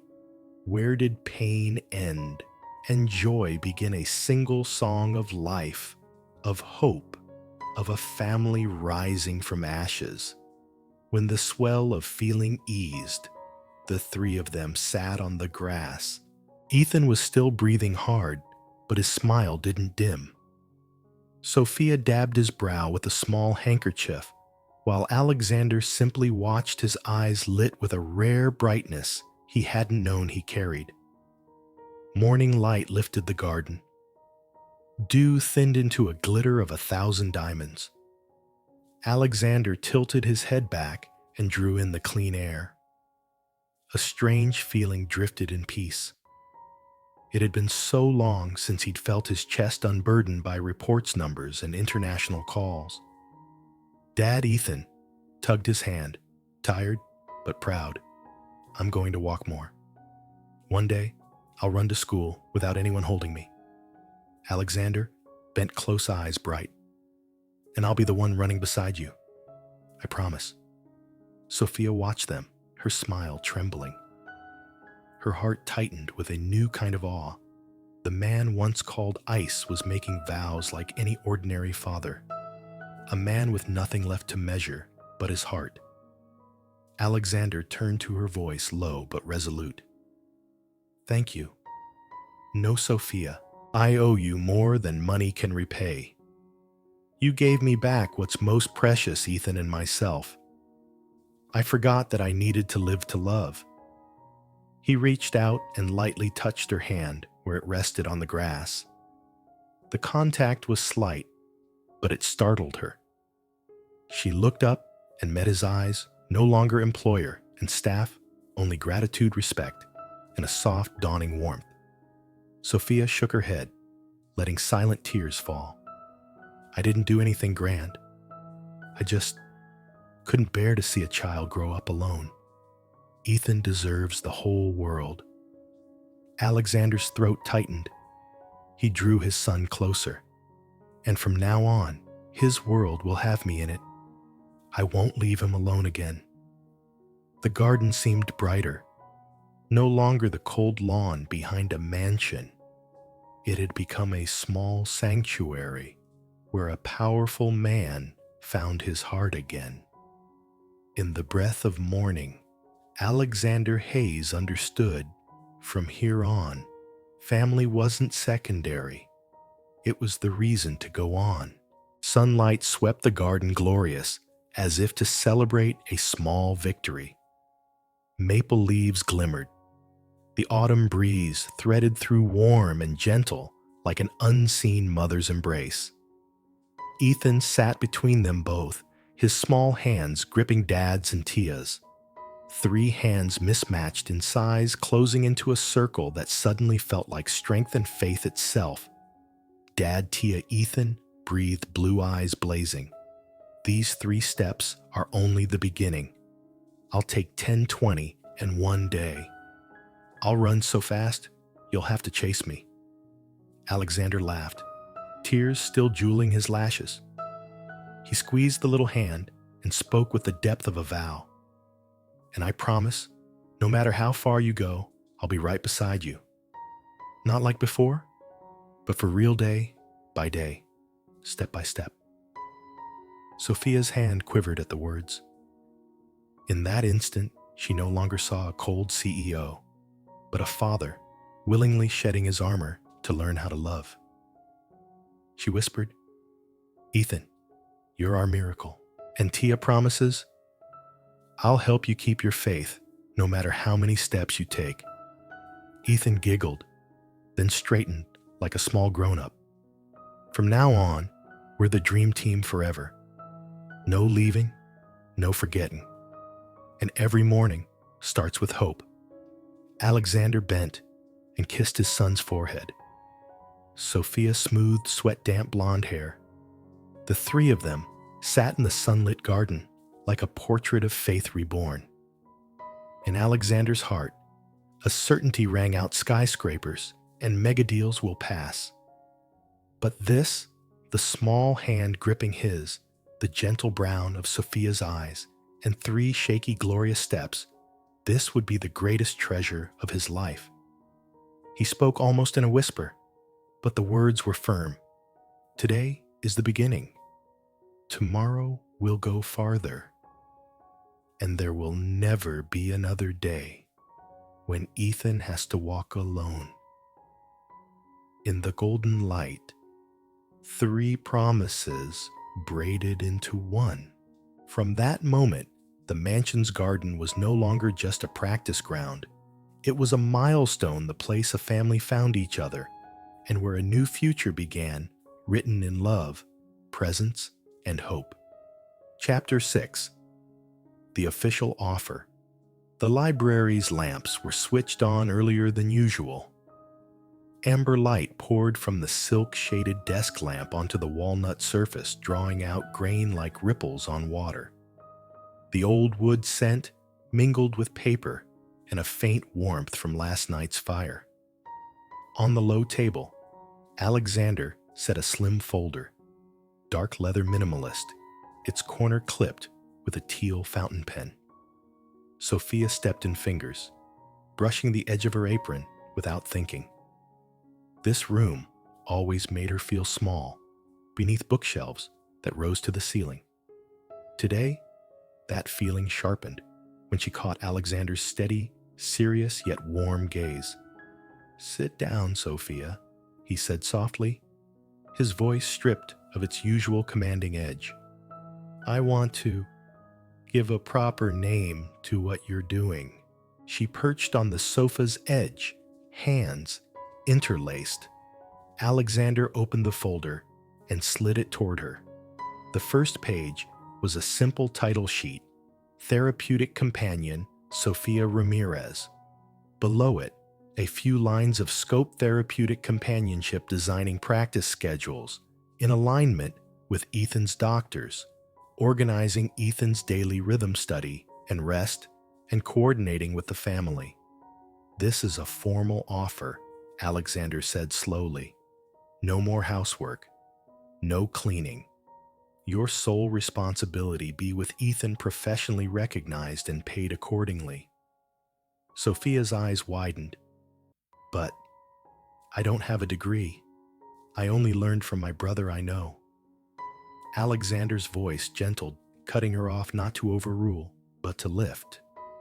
So the second part is a scholarship. I'll fund everything you need to earn an appropriate physical therapy certification, tuition books, a schedule that bends to Ethan's hours, a car service if you need it. And he stopped, half a beat, as if afraid of overreaching a small monthly support for your mother and Carlos, so you can study without choosing between their dream and your duty. From the leather pocket, Alexander drew a white card. He uncapped the fountain pen and carefully wrote Sophia Ramirez, Therapeutic Companion. The teal ink dried under the lamp. A billionaire who had signed countless contracts now sat writing by hand a title for an ordinary woman in his own house. This isn't charity, he said, lifting his eyes deep and honest. It's recognition. My family needs you. Ethan needs you. And I want to pay what it's truly worth for something money alone can't buy trust. Sophia's lips trembled. She pressed a hand to her chest as if to keep her heart from breaking. Mr. Hayes, I'm afraid I don't deserve this. You have every right to say no. Alexander answered, nudging the folder toward her, and every right to change any term that doesn't feel right. But please know, starting today, I don't see you as the housemaid. To me, you are Ethan's partner and someone I respect. The first tear fell onto the paper's edge. Sophia nodded speechless. In the amber light, her dignity was called by its true name for the first time, spelled in teal ink in the library of a man once cold as ice. She bowed her head, knuckles whitening as she clasped her hands. The words on the page blurred through tears. One sentence kept beating in her mind. I don't deserve this. Alexander watched quietly. He knew the shaking that comes in conference rooms when small partners face overwhelming power. But the trembling before him was different humility and the fear of losing a dignity that had always been so fragile. Sophia, he asked gently, do you know why I haven't hired 10 more therapists for Ethan? I could, and on paper they might be better than you. But no one can give my son the smile you have. Sophia looked up, brown eyes glistening. But what if I fail? What if Ethan stops progressing? Alexander shook his head, gaze steady. Ethan doesn't need a medical miracle. He needs someone who believes in him. You've done what? Even I didn't. Sat with him, listened, stayed when it hurt. That isn't failure. That's the greatest win. Sophia broke into tears, covering her face. These weren't tears of unworthiness anymore, but of a heart being touched. She shook her head, voice trembling. I'm not used to being respected like this. I'm used to standing in the corner, finishing my chores and leaving. And now, you're putting your son's future in my hands. Alexander slid his chair closer.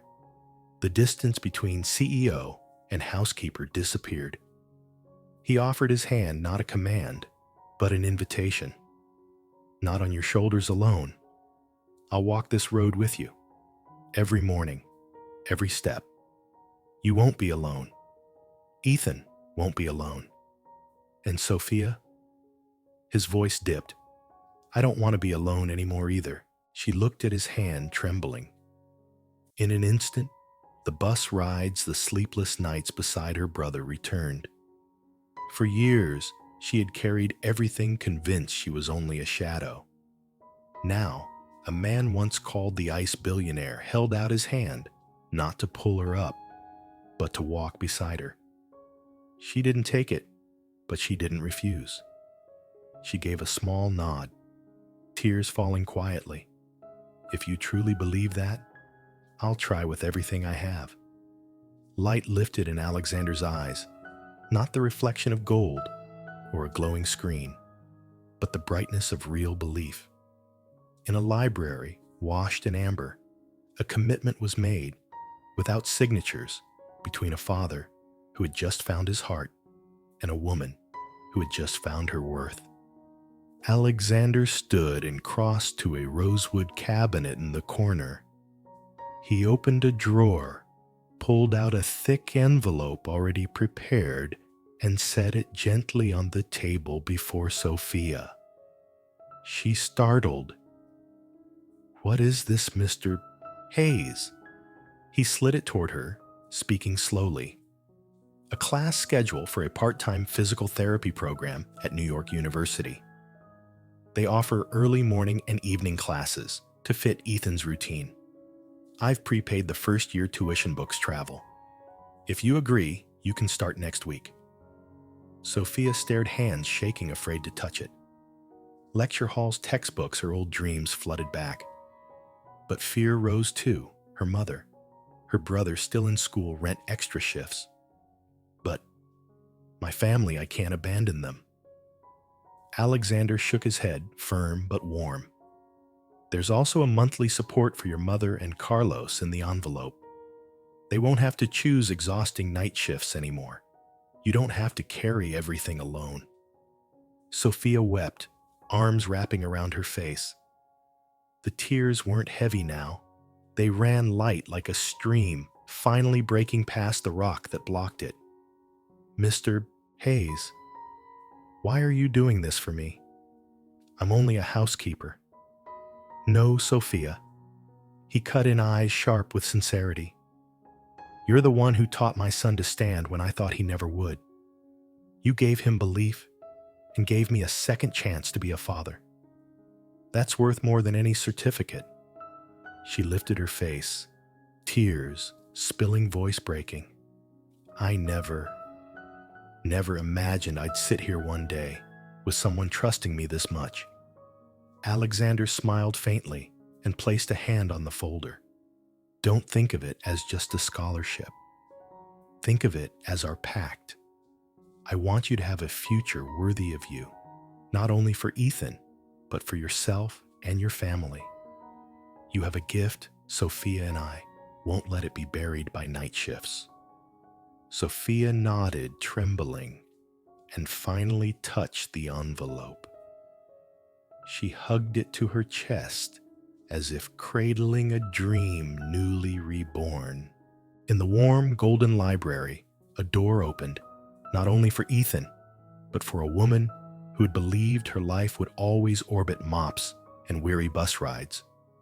The library door cracked.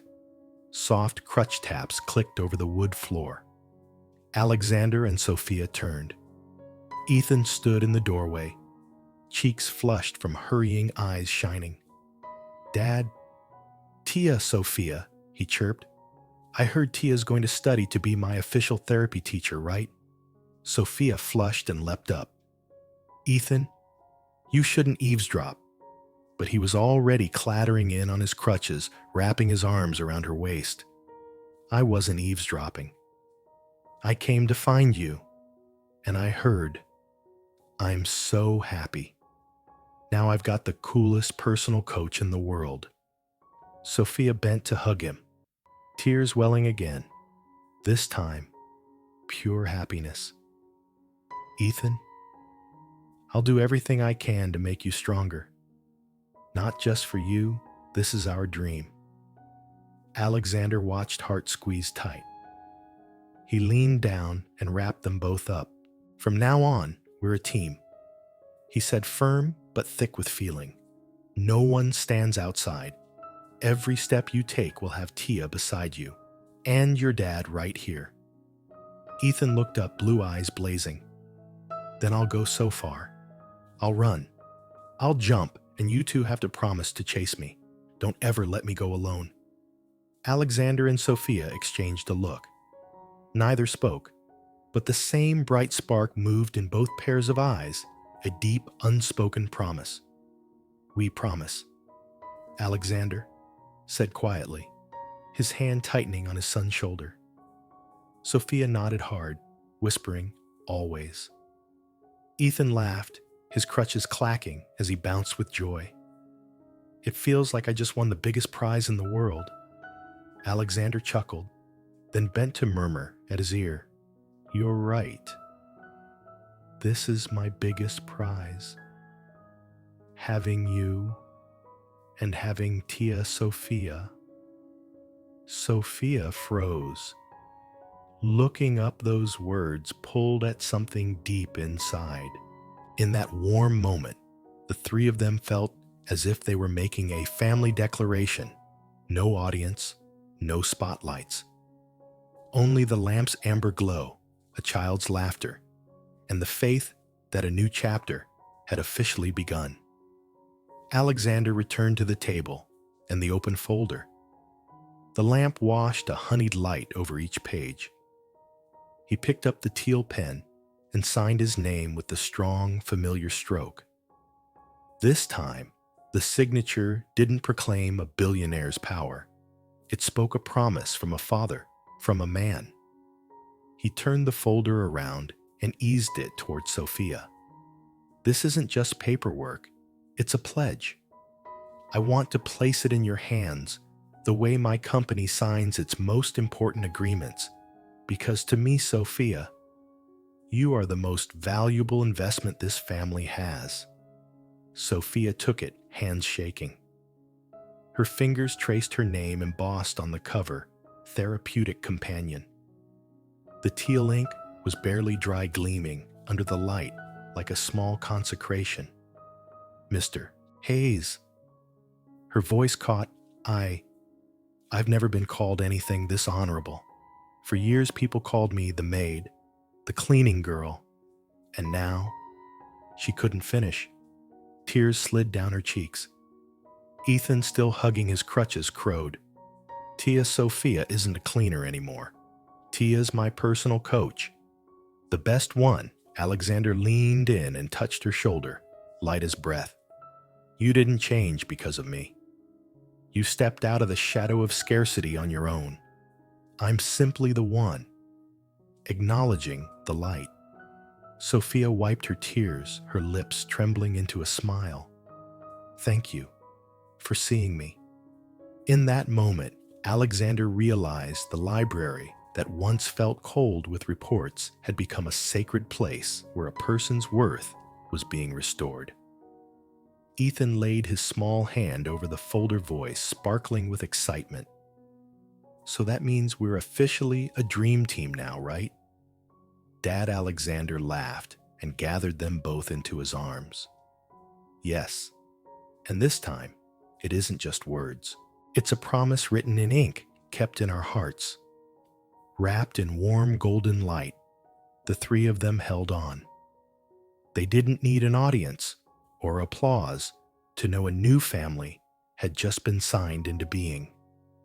And on those pages, still glinting with teal, a future waited to be written in love, in trust, and in a presence that would not fade. Chapter 7. The Storm of Prejudice. The Astoria's grand hall glittered under tiers of crystal chandeliers, light bright as ice and just as cold. A string quartet plucked a soft nocturne. Crystal glasses chimed. Expensive perfume mingled with the white lilies lining the walkway. This year's charity gala drew Wall Street's front row faces, and for the first time in years, Alexander Hayes arrived with two people at his side. Ethan, in a tiny suit with his purple crutches, and Sophia, in a simple pale blue dress, hair tied back to bare her slender shoulders. The moment they stepped in, the air shifted. Glances slid over them like thin blades, curious, calculating, and sometimes edged with mockery. Ethan's small hand tightened around Sophia's, warming her palm as if he could lay a blanket over her heart. "Alexander." a woman's voice sweet as sugar, sharp as steel. Vivian Clark, wife of a colossal investment fund titan, approached with lipstick red as a cut against skin. Her gaze skimmed. Sophia paused a beat and lifted into a smirk. How novel. Since when do service staff walk the red carpet with CEOs? The room dipped a fraction quieter. Ethan flinched. One crutch clicked against the floor. Sophia gave a polite smile. "Good evening, Mrs. Clark." She started to step back to slip out of the light center, but Ethan's small fingers clutched tighter. "Tia stays with me," he whispered, blue eyes, lifting strangely proud. "I don't like when people talk to Tia like that." Sophia stopped a small sentence, pulling tight at her chest, small and sheltering as a roof. She meant to thank him, but met Alexander's quiet look, deep, steady, cautioning. A silver-haired businessman nearby snorted. "I hear the maid is doing therapy for Hayes's boy. Strange, isn't it, what with all the top specialists in the city?" Soft laughter spread around the cocktail table like a slick of oil. Alexander kept the social smile, but his shoulders drew 1 degree straighter. He laid a hand on Ethan's shoulder, the other light at Sophia's back. A gesture nearly invisible, but enough to mark a line. "Thank you for your interest," he said, voice low and even. "Tonight is about charity. I hope our words reflect that." Vivian arched a brow. "Oh, of course, it's just difficult not to wonder." Alexander Hayes, the pickiest man on Wall Street, entrusting his son's future to a therapeutic companion. Alexander corrected gently, eyes steady on hers. "And the only person who's done what every specialist has not made my son believe in himself." Eyes wavered around them. No one expected him to answer so plainly or so firmly. He stopped there, a calm prelude before a larger wave. Sophia went still. In the cold blue light, therapeutic companion felt warm as a hearth. Ethan looked up at his father, the corner of his mouth tipping high, then leaned to whisper, to Tia, "Told you, Dad's a superhero." The music shifted key. The MC invited Alexander to open the evening. He squeezed Ethan's hand, tipped his head to Sophia. "I'll be brief," he murmured, reassuring, "and clear."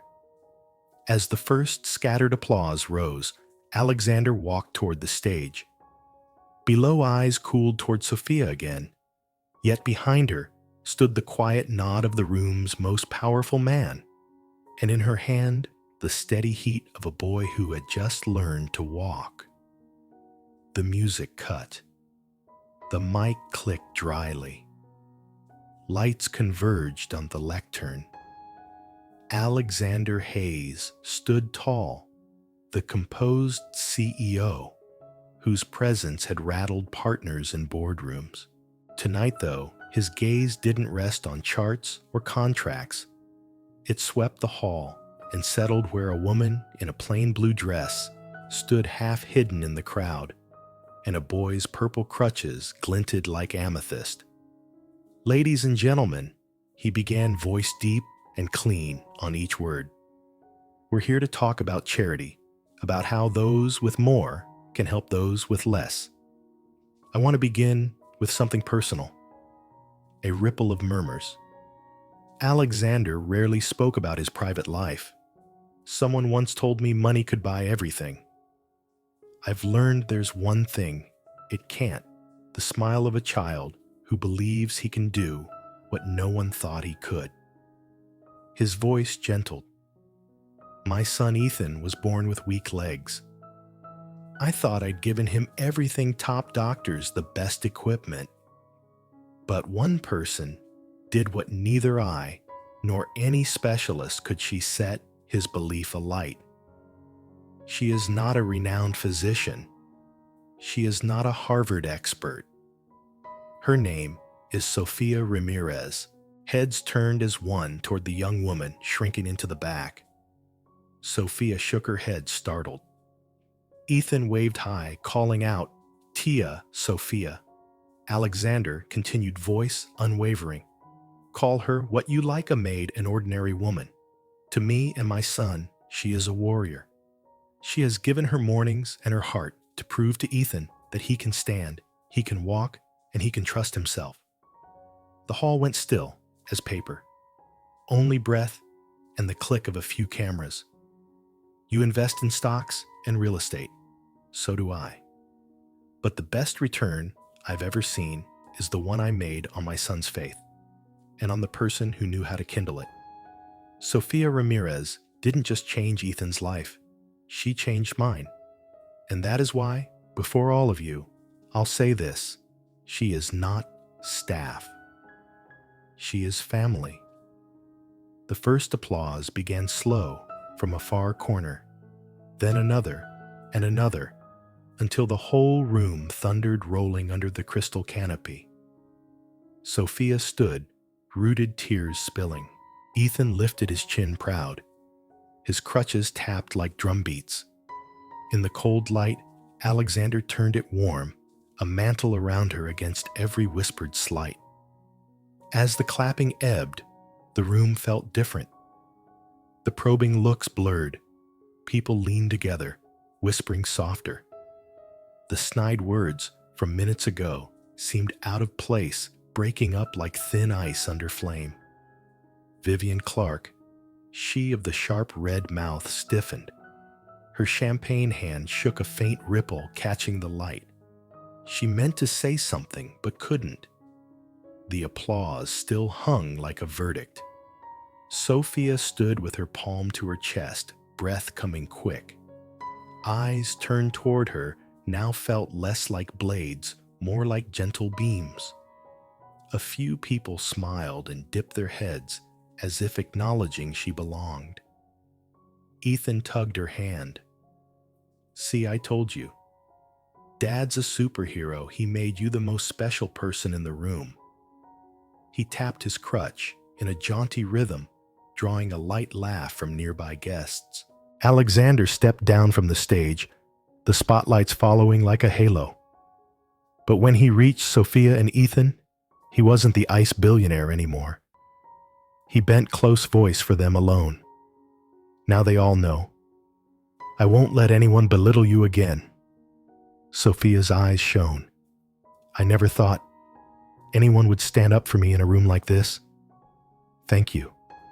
"Don't thank me," he said, gaze direct. "This isn't a favor. It's fairness." People began to approach. Marcus Caldwell, a white-haired magnate, set his glass down and nodded. "Well," said Alexander, "I've never heard you speak so much from the heart." Others followed, no apologies exactly, but their words carried respect.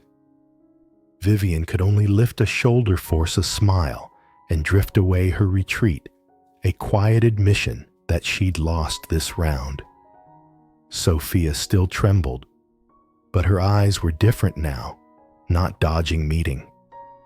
In the cool light, her face seemed newly carved.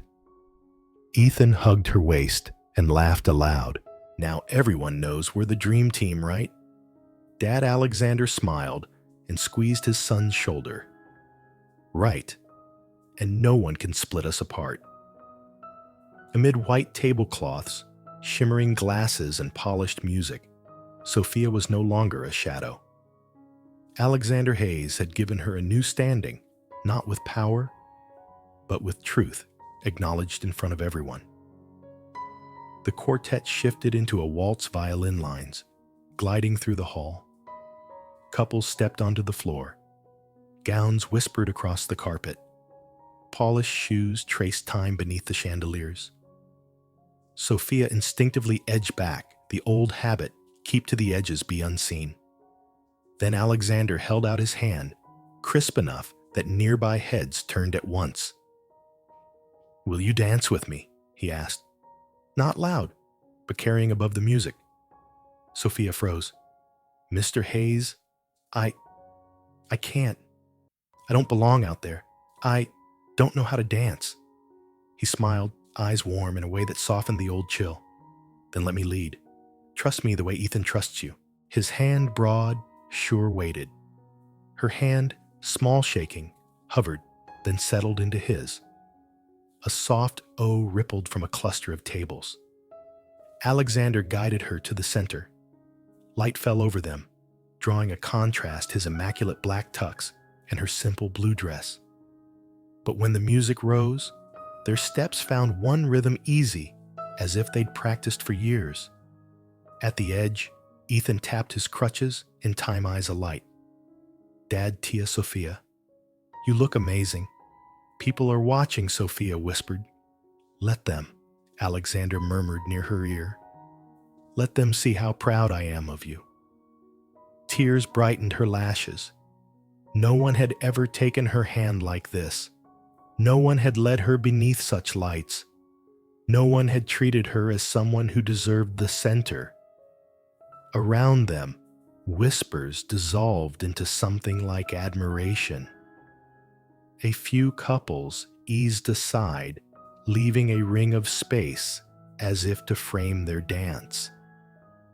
For the first time that night, Sophia didn't feel out of place. When the music ended, Alexander didn't release her at once. He held on, then bowed like a gentleman. Applause rose again this time, not for the billionaire, but for a man choosing openly to honor a woman others had dismissed. Sophia dipped her head, cheeks flushed. In the lingering warmth of his hands, she understood the gala was no longer a court of judgment. Alexander had turned it into a place of tribute, not to power, but to humanity. The clapping faded as Alexander led her from the dance floor. He didn't drop her hand. He tightened it gently, as if afraid she'd fade back into the old shadow. Sophia's breath came fast. Her cheeks were pink. Her eyes darted unsure. Faces that had been frosty now seemed softer. Some nodded. A few offered warm smiles. The scorn was gone, replaced with recognition. Still, her heart pinched. When tomorrow comes, will the whispers return? Alexander bent close voice for her alone. Don't be afraid of their eyes. Tonight I told the world the truth. You are part of this family. No one can unmake that. Her fingers quivered. She looked up. Mr. Hayes, if you say this in public, they'll gossip. They'll criticize you. He smiled, eyes steady. I lived for those looks for years. All it gave me was a cold house, a lonely child, and an empty heart. I won't repeat that. From now on, what I protect is Ethan and you. Sophia's grip tightened instead of letting go. For the first time, she held on to the hand of a powerful man, not out of fear, but out of trust and feeling. Ethan clattered up crutches, clicking on the marble. Dad, Tia, Sophia. He was breathless, as if he'd just seen magic. I saw everything Tia dances the best, and Dad was looking at Tia like a movie superhero. Laughter popped around them. Alexander scooped him close and answered clearly, just loud enough for those nearby to hear, "That's right, Ethan. Because Tia Sophia isn't just beautiful on the dance floor. She's brave, and she loves you. And I won't let anyone look down on that again." Sophia halted. Tears slipped quiet and sure. Ethan wrapped both of them in his small arms.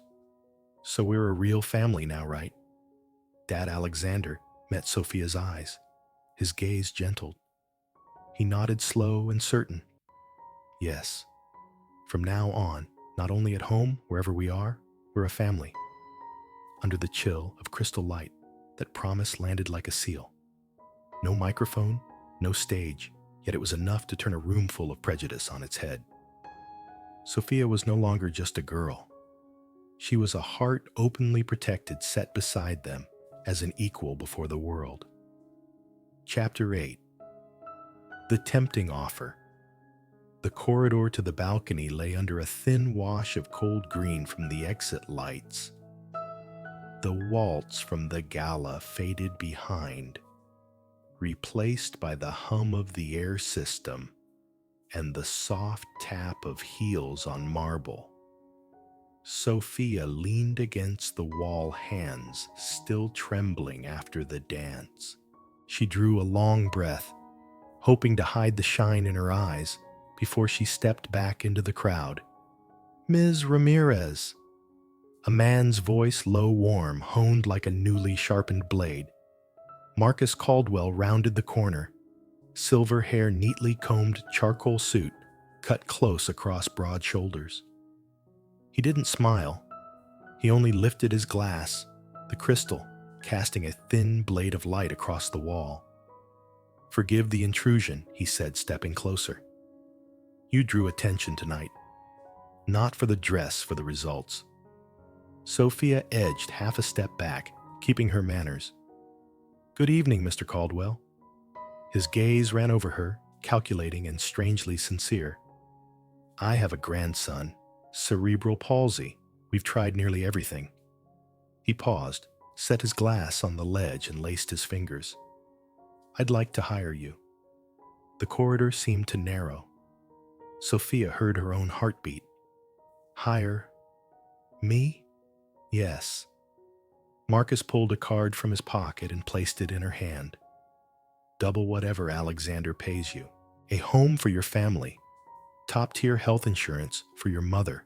Full scholarship for your brother. Car service, flexible hours," and his eyes held hers, "the right to test your methods with my team supporting you. You have talent. Talent deserves a bigger stage." Sophia swallowed. Her chest tightened. For a flashing instant, she saw her mother's chemical-chapped hands. Carlos bent over a battered desk, utility bills thick as a thin book. The bleach, the night bus, the endless stairs and the walk-up, everything rose at once. "Mr. Caldwell." He tilted his head, as if hearing her doubts before she spoke. "Don't answer yet. I'm not buying you. I'm buying you time to do what you do best, without debt dragging your ankles." "Alexander may defend you in a room full of prejudice. I respect that. I bring a long-term solution for your family." Sophia looked down at the card. No numbers printed there, but she could hear them, heavy, solid, dangerously sweet. Her fingers squeezed the edge until they whitened. Part of her wanted to say yes, to end every extra shift, to let her mother sleep a full night to keep Carlos from losing school over money. The other part, the part that had learned to sit on cold, wet grass, counting breaths with a blond little boy, whispered Ethan. From the ballroom came the faint thunk, thunk of purple crutches, small but piercing through music and laughter. Tia Sophia Ethan's voice reached like a string tugging her back. Marcus stepped half a pace nearer, voice lowered. 48 hours. I'll wait. If you agree, your family will lack nothing. If you're afraid, then at least be afraid of being poor one more time." Sophia lifted her eyes. The shake was gone. Only a quiet storm remained. "I need to think." "Of course," Marcus said. He picked up his glass and turned. At the end of the hall, a tall figure stood, where two pools of light met Alexander, hands in his pockets, gaze not hard, but depth enough to chill. How long had he been there? Impossible to say. Sophia started. Marcus glanced that way, the corner of his mouth curving a battlefield salute from one general to another. "Good evening, Ms. Ramirez." He left. The corridor held only Sophia between two men, two paths, and the sound of a purple crutch calling her name from the heart. When Marcus's footsteps faded, the hall went still again. Only the gala's distant music and Sophia's hammering heart remained. The card lay cold and heavy in her palm like a stone. Alexander stood by the wooden door frame, eyes dark and keen. His tall shadow stretched long over the marble part shelter, part silent judge. "Sophia," he said, low, not angry, but enough to shake her. "I heard everything." She clenched the card, her hand unsteady. "Mr. Hayes, I wasn't seeking it. I only listened." He came closer, each step landing like a gavel in her chest. "I don't blame you for listening. I only want to know in that moment, what did you think?" She bit her lip, unable to escape his eyes. "I thought of my mother, of Carlos, of the bills I count down to the last dollar every month. I'm afraid if I keep going like this, they'll break before I can help." Her voice cracked, eyes filling. "You don't know what being poor means, Mr. Hayes. Poor means always choosing which piece of yourself to lose." Alexander stopped right in front of her. Something like sorrow flickered in his gaze. He reached out slow, sure, and lifted the card from her fingers. Instead of tossing it, he set it on the ledge and laid his warm hand over her trembling ones. "You're right. I don't know poverty, but I know you paid with your youth to carry your family. And I swear to you, Sophia, from now on, you don't have to choose sacrifice." Tears slid as she looked up. "You say that, but do you understand? A promise won't feed my mother. A look won't pay my brother's tuition." His grip, firmed voice steady. "Not a promise. A commitment. If Marcus can offer a house, scholarships, insurance, I'll do more, but not to buy you. I'll do it because Ethan needs you, and because I respect you, Sophia." She shook her head, voice shaking. "I don't want to be a burden." His eyes softened, pain and resolve braided together. "You're not a burden. You're my son's hope. And mine." Silence settled. The words burst something open inside her. For the first time in her life, a powerful man didn't see her as a thing to buy, but as a woman to keep with honor. When Alexander returned to the ballroom, leaving the corridor empty, Sophia sank onto a wooden chair by the window. Green light tinted her face, deepening the brown in her eyes. On the ledge, Marcus's card glimmered like a wound not yet closed. She cupped her face. The stack of bills rose in her mind. Her mother's ragged cough, Carlos's thin shoulders from classes and shifts at the corner store. Everything crashed like weather. A sharp voice inside cut through. "Say yes to Marcus, and it all ends. No more night shifts. Real school for Carlos. Why not?" Then like a beam of light, she saw Ethan laughing in the garden. The shaking legs, the proud smile, the clear eyes when he called Tia Sophia. He didn't just need a guide. He needed someone who stayed. Someone who didn't walk away when temptation knocked. Tears broke and fell into her hands.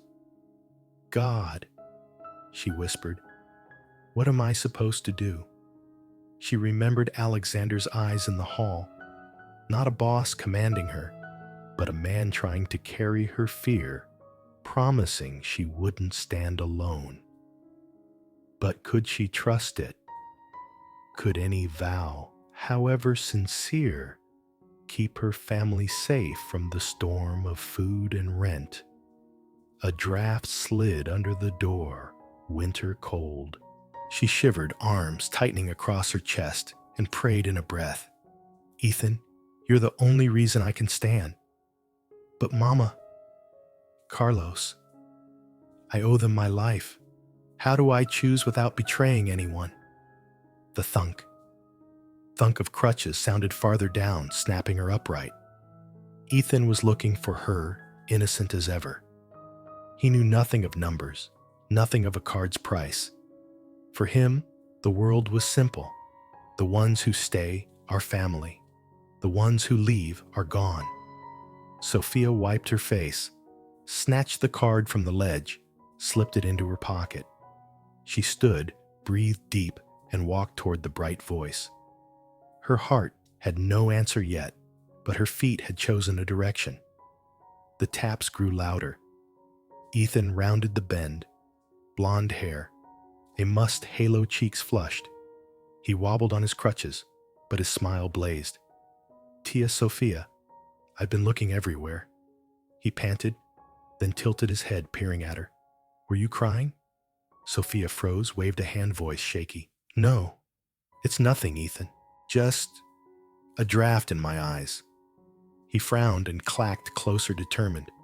"Don't fib. When I practice walking, it hurts a lot, and I say I'm fine. But you hug me and tell me, it's okay to hurt as long as we don't give up. So now you have to tell me the truth, what hurts." Sophia knelt and framed his small face in her hands. Tears fell quietly into his soft hair. "Ethan, I'm afraid I can't stay with you forever." His eyes went round, then he grinned, simple and sure. "Who said forever? I just need you not to leave now. I walk one step at a time. You can stay one day at a time. Tomorrow can wait. Dad says so." A sob breath broke loose. A 5-year-old had handed her a plain truth. No one needs a forever just presence daily. Ethan cocked his head, blue eyes bright. "If you go somewhere else, I'll be sad. But if you stay, I'll get stronger every day. And guess what? When I'm big, I'll protect you instead. I promise." Sophia laughed through tears and hugged him hard. "Oh, my little warrior." From a distance, Alexander watched, still silent. He didn't step in. He let his eyes speak. "Ethan needs you, and I need you too." Sophia smoothed the blonde hair and sighed. The tearing inside hadn't stopped, but one thing was plain. If she left, she'd lose more than everything Marcus could buy. She was still kneeling, brushing her own tears away, when a measured tread approached. Alexander's steps were steady, like a quiet underscoring. He stopped before them and crouched to Ethan's eye level. "Ethan," he said, warm and clear, "can you head to the room first? I need to talk with Tia Sophia." Ethan nodded, but leaned to whisper in Sophia's ear. Before he went, "I believe you'll choose to stay." Then he swung off toward the stairs, the thunk, thunk, echoing like a small drum of encouragement. Sophia turned back and met Alexander's gaze. He wasn't cold, like in a boardroom, nor distant, like on stage. He was deep, honest enough to make her eyes drop. "I heard everything he said evenly. Marcus's offer and the fear in your heart." She twined her fingers together. "I won't deny it, Mr. Hayes. My family, they need more than kind words. I thought if I said yes, the burdens would vanish." Alexander stepped closer, firm yet gentle. "And you thought you had to choose between Ethan and your family. No, Sophia. I won't let you stand at that fork again." She looked up, eyes shimmering. "You mean, I'll make sure your mother gets proper care. I'll see that Carlos studies without grinding himself down. And you." He paused, his gaze softening. "You do what you do best, be with Ethan. That isn't a gift, Sophia. It's fairness for what you've already given." Sophia broke, covering her face. Years of strain cracked open. The stone on her chest seemed to lift. "Mr. Hayes, I don't know what to say." Alexander gently took her wrists and lowered her hands. "Don't say anything. Just tell me this. Can you trust me the way Ethan trusts you?" Her lips trembled. In the corridor's pale green light, she nodded, shaky, but sure, with tears and relief braided together. Alexander let out a breath, and for the first time all night truly smiled. Then from now on, Sophia, no Marcus, no schemes out there. We're a family, and I promise you won't have to be afraid of poverty ever again. Chapter 9. Under the Stars. Night fell soft as a silk scarf. The garden behind the mansion bathed in a thin wash of moonlight. The path lights cast warm halos across grass still beaded with dew. The city's far-off murmur was only a distant backdrop like the sea miles away. On the wooden bench where Ethan once learned to stand, Sophia sat demurely, fingers interlaced to steady her nerves. Her light coat wasn't enough. Autumn wind slipped down her collar and made her shiver. Alexander approached with a dark wool wrap in his hands. He paused, afraid to break the hush, then gently settled it over her shoulders. "It's cold tonight," he said softly. His voice lowered like a small flame. "Thank you," Sophia answered, keeping her eyes on the silver smear of moonlight across the lawn to avoid meeting his. "I'm not used to nights this quiet. Neither am I," Alexander smiled. "My nights used to be emails, data the office lights that never went out." He sat, leaving a respectful space, one hand on the bench fingers, tapping an unconscious rhythm. Then one day, I heard the thunk of crutches and someone's laughter, calling Tia Sophia. Since then, my nights finally learned how to breathe. Sophia bit her lip. "Mr. Hayes, I call me Alexander," he said gently. "Out here it's just us and the stars." He turned to her, the steel of the boardroom gone replaced by the warm light of a man learning how to tell the truth. "Sophia," he said slowly, as if placing each word into her open palm, "I've lost enough to understand one simple thing. A home isn't brick and iron gates. Home is where someone makes you want to return. You did that. You bridged me to Ethan, stitched the past to the future." Her lashes fluttered like moth wings. "You're saying something a whole room would mock in the morning." Alexander shook his head, a sad, steadfast smile at his mouth. "Tomorrow they'll be busy with a different headline. As for me, I'll be busy all my life with one truth: you are the heart of this family."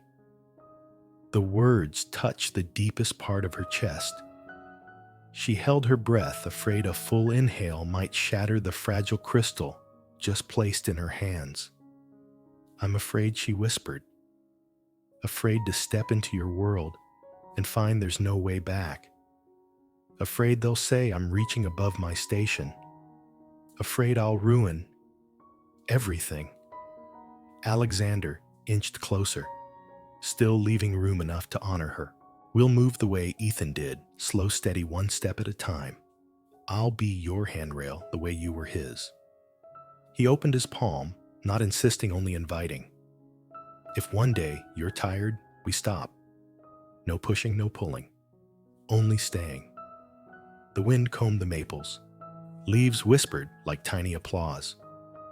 Sophia looked at the open hand, the shoulder that had warmed her, the starlight reflected in Alexander's eyes. A tear fell, yet her mouth curved thin as a new moon. "All right," she breathed, laying her hand in his light as placing a secret. "We'll go like Ethan 1, then 2, then 3. By the glass doors, Ethan's small silhouette flickered and vanished like an angel on watch. On the old wooden bench, two hands found each other, and beneath the starry sky, a family crossed another fear by calling things what they were and sharing the same breath. Moonlight poured silver over the garden, gilding Sophia's hair and warming Alexander's cheekbones. They sat side by side, hands found and resting, neither of them rushing the silence. Only the autumn wind through leaves and two heartbeats off by a half-beat, yet harmonizing, made a wordless song. Sophia squeezed his hand, and sighed. It's still hard to believe. A man like you in a world of crystal and cold steel sitting here, with someone ordinary like me. Alexander tilted his head, searching her eyes. There was no shadow of work in his gaze now, only the gentle light of a man who'd set down his armor. Sophia, I once thought I had everything. Turned out everything hollowed me out. The day I saw you kneel to scrub a floor and still smile at Ethan teaching him to believe was the day I learned wealth means nothing if there's no one to share it with. Sophia's tears fell, catching moonlight as they slid. You don't understand. My whole life I've heard I'm not enough, not educated enough, not proper enough, not enough to step into a world like yours. He lifted a fingertip to her cheek and brushed a tear away with such tenderness she trembled. They're wrong. You don't need to be enough by their ruler. You are more than enough for this family. You're the reason my son smiles again, the reason I learned to stop and breathe. If anyone says you don't belong, then I'll be the one to contradict them. She laughed through tears, a fragile chime like a wind bell. You say that, and it warms me and scares me. I'm scared I'll wake up, and this will all be a dream. Alexander's hand closed more firmly around hers. Then let me prove it every day, until fear runs out of places to hide. I don't make easy promises, but I make true ones. Not as a CEO, as a man who's found his heart. Sophia looked up, eyes full of stars and water. For the first time, she felt no distance between them. Only a shared breath, a shared look, a shared word in both their chests' family. Night air drifted through, carrying cut grass and the faint scent of jasmine. Sophia's hand stayed in his, but a small cloud crossed her eyes. Alexander. She began, voice thin, as if afraid the wind would carry it away.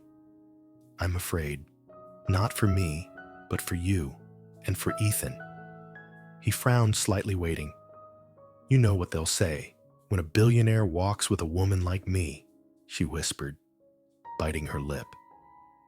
They'll say I'm climbing using you. They'll say Ethan will grow up in their whispers. I can endure it. I've done it all my life.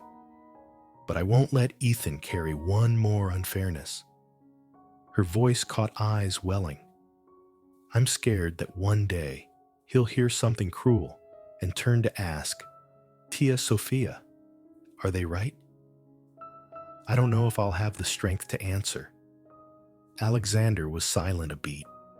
Then he turned fully to her and held her hand tight, drawing the moonlight into his eyes.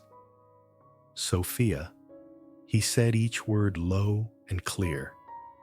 I've lived my life under other people's eyes. They called me cold, heartless, a man of numbers only. I let them define me, and what did it buy? A frozen house. A lonely child.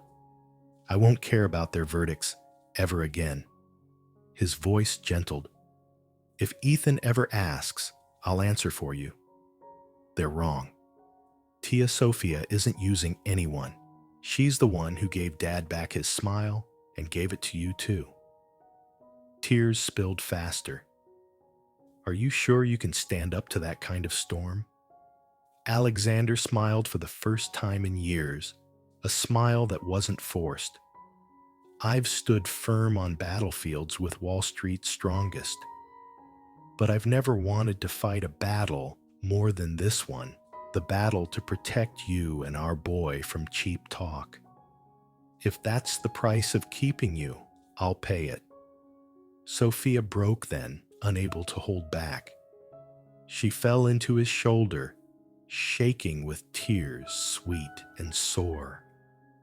Alexander wrapped her, holding as if she could vanish. Above the star field glittered like a million silent witnesses, lighting the vow just carved into their hearts.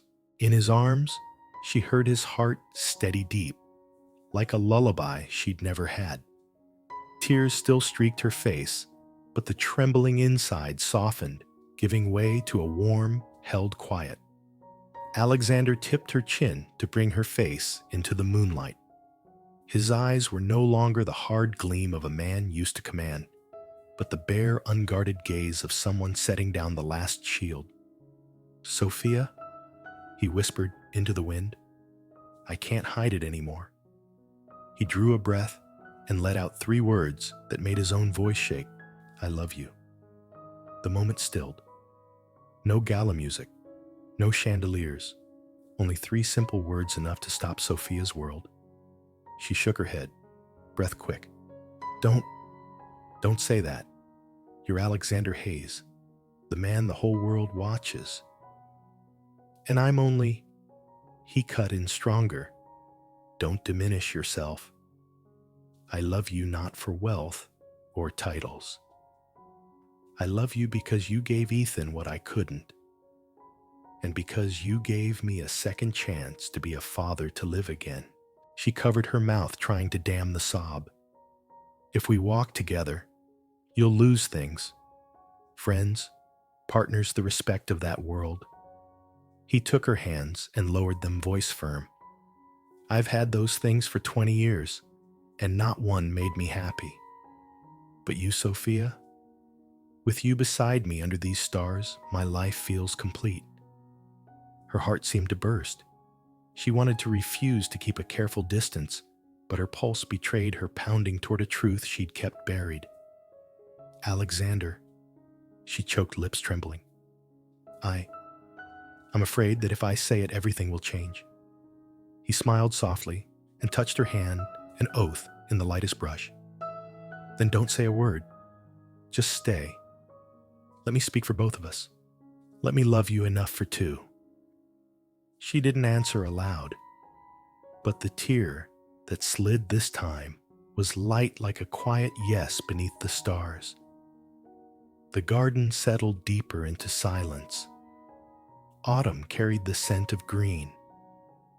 Moon bright poured over the bench. Sophia sat close, her small hand still nested in his, her heart beating wild. She looked up at the sky, at the scatter of bright, patient lights. Her voice shook. "You don't know how afraid I've been, Alexander. I once thought my heart was only for enduring hunger, loss, loneliness. But from the day I stepped into this house, met Ethan, met you, I learned a heart can be loved too." Alexander said nothing. He only held her hand more tightly.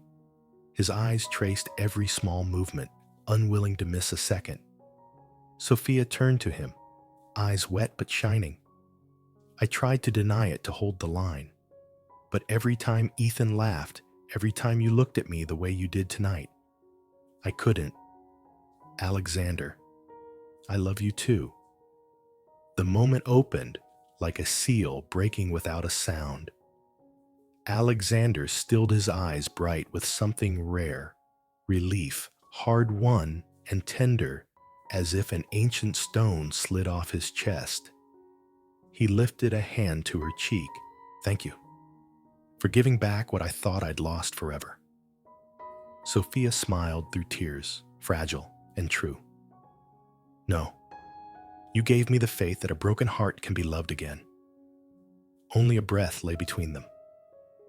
Alexander leaned in, slowly enough that she could turn away. She didn't. Eyes fluttered shut, lashes trembled, and in that instant, 2 hearts found each other. The kiss wasn't hurried or loud. It was gentle and trembling, like a drop of honey on an old wound, easing what had ached for years. The garden wind stilled. Even the leaves seemed to listen, as if the world bowed its head. When they parted, Sophia rested her brow to his shoulder and whispered, "I can't promise I'll always be strong, but I promise I won't run." Alexander folded her close, his voice a vow. "And I promise, when you shake, I'll be your balance. When you're afraid, I'll be your wall. When you're tired, I'll be your home. Under a sky stitched with stars, two once lonely people finally found each other, not a cold billionaire and an unseen girl, but two hearts beating one quiet rhythm. In that moment, a family truly began. Chapter 10. A Garden Promise. Honeyed light poured over the garden behind the mansion. The spot where Ethan once trembled to hold 30 seconds now held a path strewn with white petals. Maple branches arched into a natural canopy tied here and there with ivory ribbons. No dazzling crystal, no red carpet, just two neat rows of wooden chairs, a few glass jars of wildflowers, and the faint drift of jasmine on the wind. Alexander stood at the start of the path in a simple deep blue suit, no tie, the top button open as if to let his heart breathe. His face was warm in the low sun, his eyes fixed on the glass doors where a figure in white waited. In his breast pocket, he kept the worn purple dinosaur sticker Ethan once pressed on his wrist, a private talisman for this day. The guests were only the closest, a few trusted colleagues, Ethan's therapist, the housekeeper, the elderly neighbor who brings apple pie on weekends. No clamor, no camera flashes, only faces that know how to smile with their eyes. A single acoustic guitar began to play. The door opened. Sophia stepped out in a simple white dress, a sheer lace hem brushing her wrist. Her hair was low and loose, pinned with a sprig of jasmine. She wore no jewelry, but the tears rising in her eyes, tears drawn toward the wooden bench at the far end of the lawn, where every miracle began. Ethan walked beside her in a tiny, perfectly fitted suit. His purple crutches were polished and tied with white ribbon. He held his head high, a small son in a small suit. Each thunk across the grass was no longer precarious. It sounded like a drum calling a family to ceremony. Halfway down, Ethan stopped. He squeezed Sophia's hand, then looked up at Alexander, waiting ahead. His voice rang clear as a bell. Today I'm bringing Tia Sophia to Dad. I give Tia to Dad, and I'm giving the heart she helped heal. A few guests touched the corners of their eyes. Sophia bent at the knee, tears spilling as her smile bloomed wide. She kissed the soft gold of his hair. Thank you, my little warrior. Alexander stepped down into the grass to meet them. He dropped to one knee before Ethan, a hand on his son's shoulder. You did what no one else could do, led your dad to his happiness. Then he rose and held out his hand to Sophia. She placed her hand in his. The afternoon gathered into a thin halo around the three of them. To the guitar's plain, tender chords, the pedal path turned into the only road they wanted. The road called family, beginning here in this garden, with a vow to keep family first. The garden hushed as the three stepped onto a small wooden platform beside the geraniums. Golden light fell like syrup. The breeze lifted the white ribbons in soft arcs.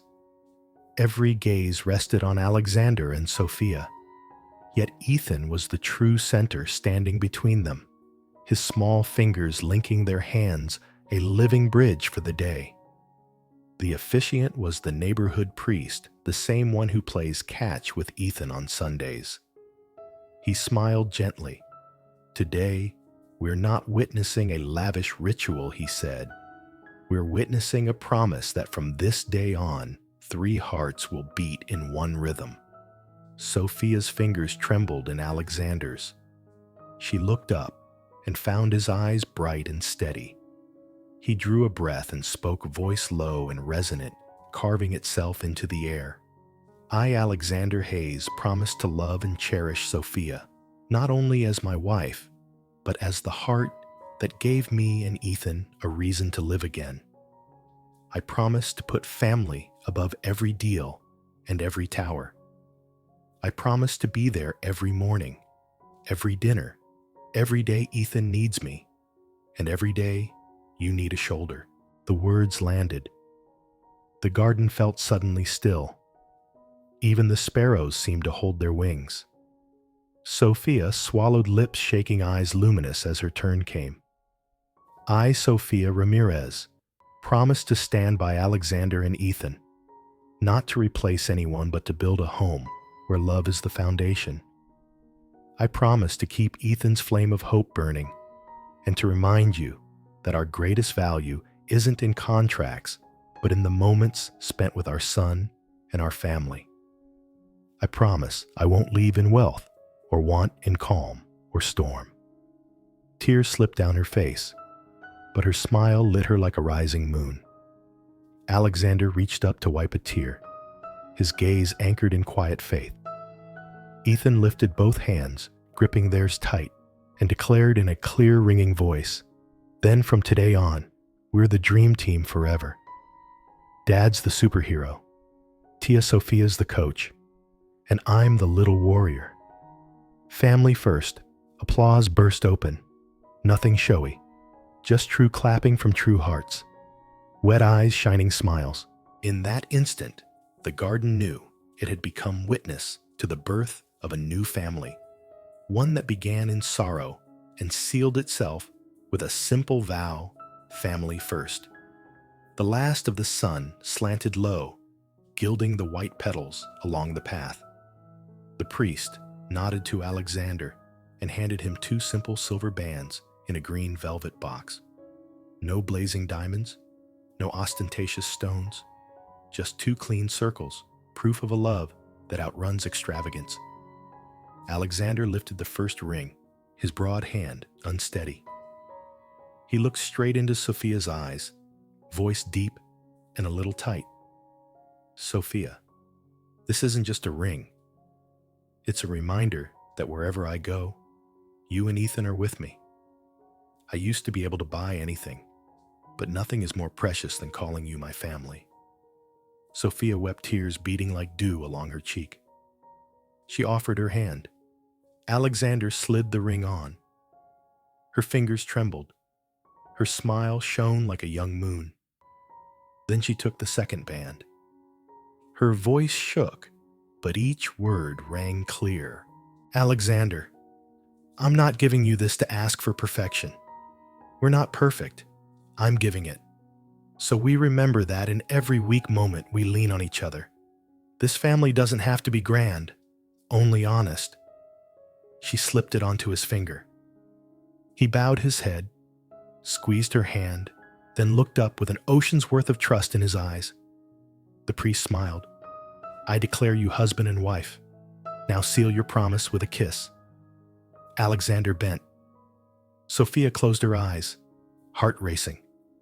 The kiss wasn't hurried, only deep and tender, like a long prayer, finally answered. The guests cheered laughter, mixing with soft, happy sniffling all across the garden.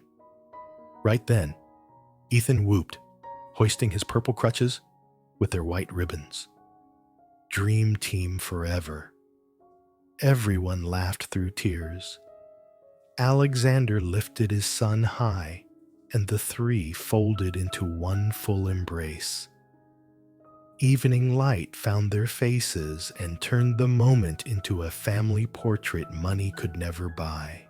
After the kiss and the warm embrace, the garden loosened into simple celebration. Long wooden tables waited under white cloths. There was toasted bread, crisp salad, herb-scented roast chicken, and a small 2-tier cake frosted in white and trimmed with garden jasmine. No tuxedos, no expensive champagne, just easy laughter and held-tight hugs. The housekeeper dabbed at her eyes as she served Ethan a slice of cake. "My little master finally has a real family," she whispered. Sophia moved from table to table, shaking hands, blushing at each blessing, her smile fixed and bright. An elderly neighbor squeezed her fingers. "Dear girl, you didn't just change that boy. You changed the heart of a father who thought his had died. Don't you ever doubt your worth again. Sophia went still, eyes wet. She nodded and glanced across the lawn to Alexander, holding Ethan laughing as he listened to the boy chatter. In that second, she knew she truly belonged to this home. It was a modest feast, rich with family. No jazz band, no DJ, only the guitar, and a few voices rising in folk tunes. Ethan, with his familiar purple crutches, became the evening's MC. "Uncle, tell me a story about Dad. When he was little," he shouted, making the crowd laugh. Then he invented a game each person had to say one reason they knew the Hayes family was family first. A longtime colleague said, "The first time I saw the boss cancel a meeting just to eat breakfast with his son, I knew the priorities had changed." Another added, "And the first time I saw a CEO stand on a lawn and practice standing with his boy in the morning sun. Not every chief does that." When his turn came, Ethan lifted a crutch. "I know we're family first because now I have Dad and Tia Sophia. And I know that when I fall, someone's always there to help me up." Applause rippled. A few more tears were brushed away. Sophia hugged Ethan. Alexander's hand settled on both their shoulders. The three of them laughed, and the garden seemed to glow under the low, warm lights. As the evening mellowed, string lights pooled gold over smiling faces. Alexander stood. He raised a glass of water, not an expensive wine, and stepped into the grass. His eyes found Sophia and Ethan side by side, both looking to him. "If I may," he said, voice deep and warm, carrying just enough. "Today isn't only my wedding day with Sophia. Today is the day a family gets rewritten. I used to think success was tall buildings and numbers that talk. All of that was meaningless when I couldn't sit down to breakfast with my boy, when I couldn't see him smile." He paused, voice dropping lower. Then Sophia arrived. She didn't just teach Ethan to stand. She taught me how to be a father and a man. And Ethan, my son, taught me something more valuable than any contract family first. He turned toward them and held out his hand. "So before everyone here, I want to vow again from now on, no matter how many projects the company has, no matter how wild the world gets, I will choose my family first." Sophia stood tears bright as full moonlight, smiling so wide it seemed to light the lawn. Ethan levered himself up and into the center, gripping both of their hands. "I promise too," he crowed. "I'll always believe in Dad and Tia. Dream team forever." Applause burst again. Someone whistled. Even the most stoic faces softened. Alexander kissed his son's forehead, then drew Sophia into his arms. In that circle, they were no longer a billionaire, a housemaid, and a disabled child. They were simply a family. Above them, the night spread like velvet, studded with stars shining on three figures holding hands.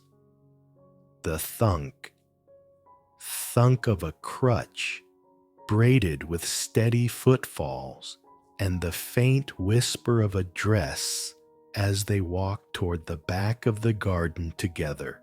The story closed where it began, the first steps, garden, but the steps were no longer lonely or shaking.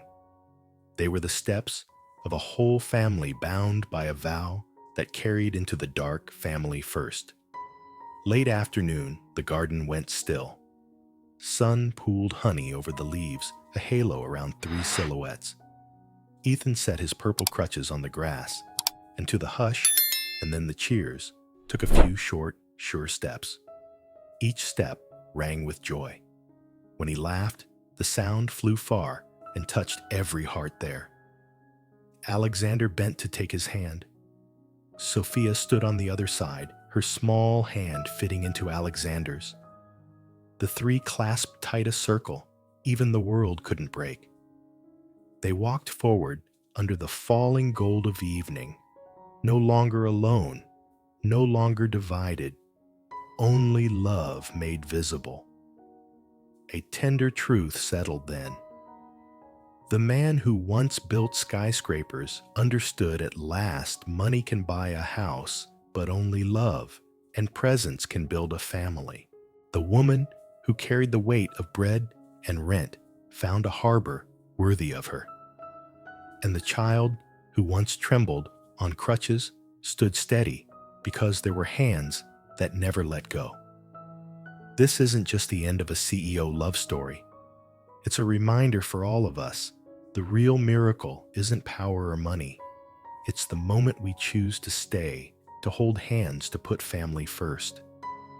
Money can raise a roof, but only love and presence can raise a family. Have you ever witnessed a miracle born from someone simply showing up? Share it in the comments so we can help each other heal. If this story touched you, comment family first and subscribe for more CEO love stories, tales that might make you cry. Then smile with hope